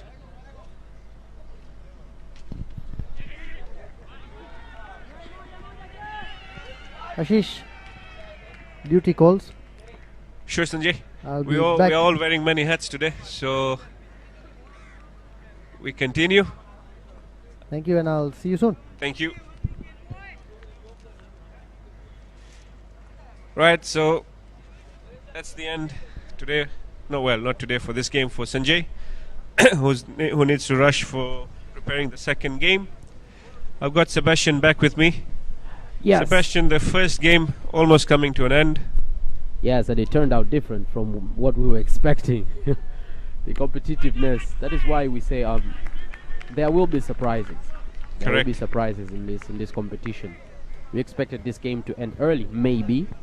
Right. The way it started, but as the players, especially the Buffalo Blasters, as they grew into the game, they proved to be a force to be reckoned with. And we are heading to the we are in the 18th over, and we didn't know if we will reach 18 over. Absolutely. It's a game of fine margins. Obviously, couple of overs where the Buffaloes lost their way. The bowlers were hit, eventually costing them. But all in all, I think the experience in Simba has helped them quite well in this game. Oh, beauty! Beauty, Benson having his stumps knocked over by good luck. The surprises that we were talking about. You... But the Good Luck and Salum had a very, very good game when they were the batsmen. I think having played together, they are having a good time now. Right, and you can actually see the team believing in themselves. You're now into the tail end. You know, if Good Luck can get another wicket. Oh well, he's just finished actually his first over, so needing nine runs to win. Simba needing 9 runs to win from 2 overs, and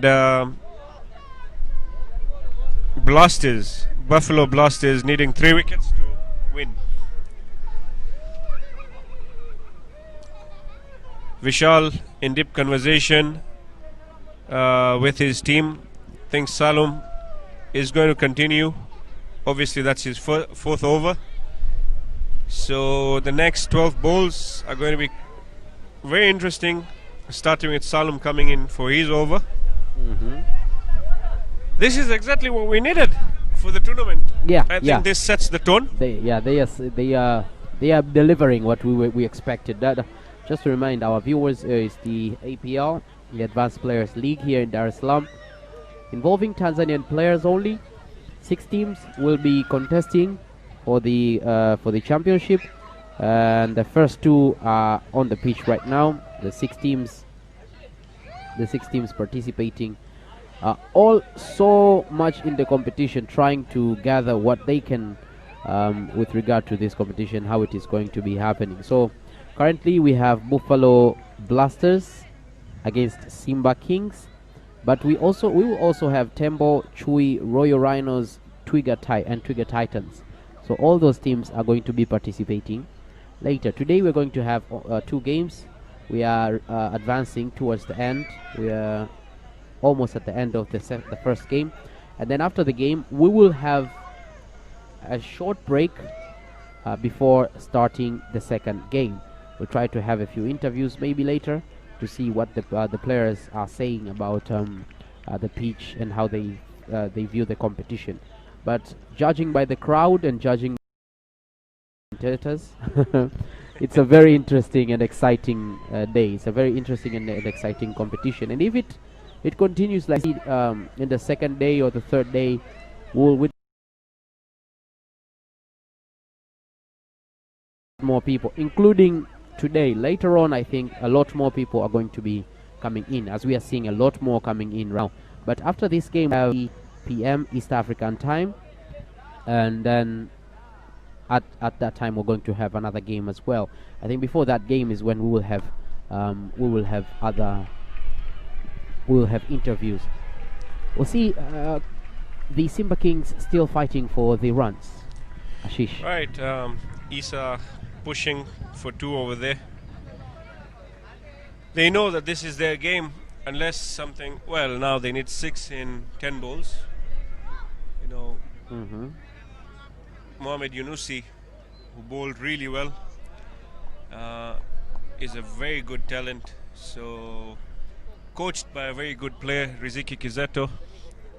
So I'm sure he's going to play quite sensibly. Oh wow, there's a chance there, but that needed a direct hit. I think Yunus he was resistant a bit. He wasn't sure about the run.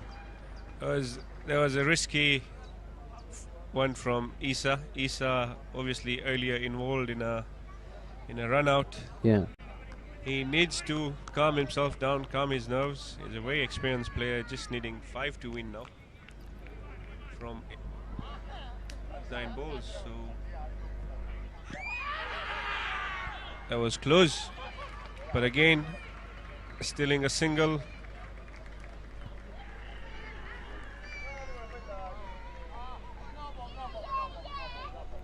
Four runs needed now from 7. However, Just 3 fine balls could change the entire course of the game. So yeah, Vishal should be encouraging bowler that they are not out of this yet. And by the looks of it, they are not out of this yet. Comparing to where they came from, they are doing they have done a very, very good job. So, but no, now that's no. going to be almost. And the scores are tied at the moment. Now Simba needing just 1 run. And you can see the dugout quite excited. Quite There we excited, got yeah. Azim, who was earlier with us in the commentary box. Yes, yeah. The manager is there, and he was saying here earlier that he's so proud of his team and how they have performed.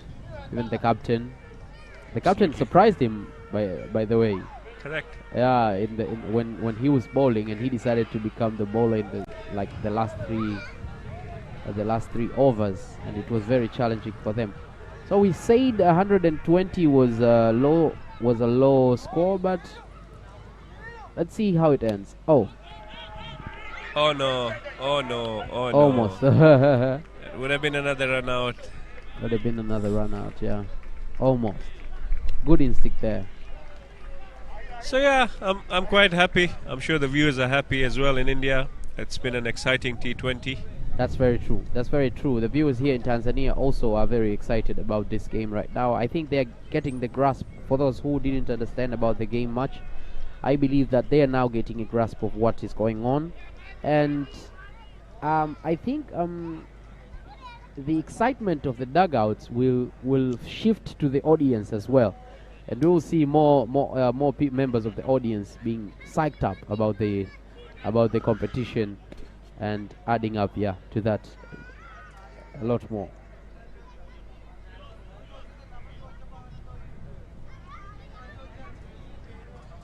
So we're into the last over, the last 6 balls. Obviously Simba can't lose it from here. Unless a miracle happens. Yeah, the scores are tied at the moment. That has to be a very huge miracle. If good luck can take a hat-trick, we'll probably go into a super over. Super over, every cricket fan knows, was used last year to decide a World Cup winner. Yes. The T50. And even that, we had a tie in 50 overs, we had a tie in super over. Oh wow. England eventually winning because they scored more boundaries. Yes. It's the first time that ever happened. Good luck coming in.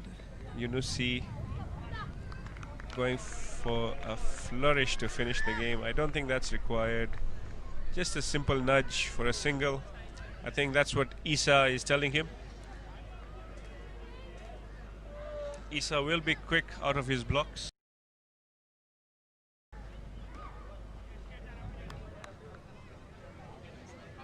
By how much? By how many you win? And that's it. The game. Simba have won the first game. I think Buffalo did make it very interesting. And there you go, the coordinator. I think that's Jessica, Azim, Stewart, Kaduma and Benson enjoying themselves. It's quite nice to see different players from different teams coming together in the Advanced Players League. And that's what makes this tournament unique. Once again, thank you to all our sponsors, Spick and Span, Tarnform, Delta,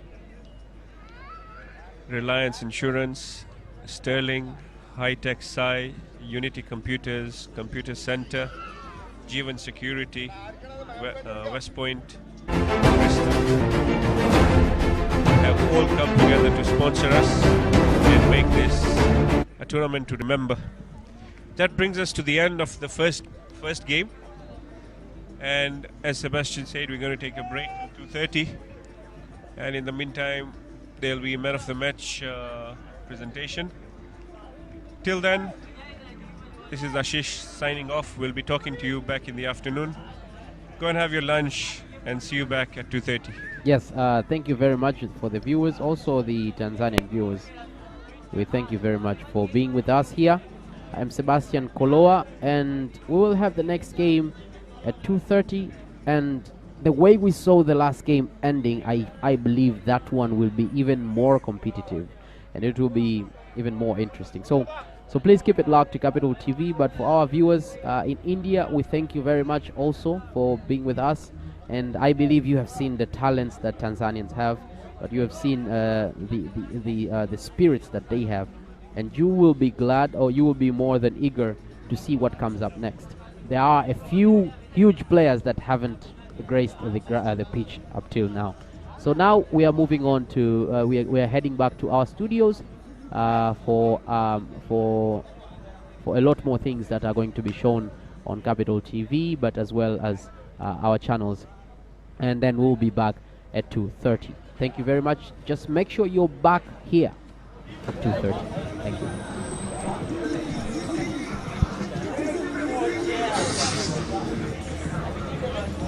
Mwita.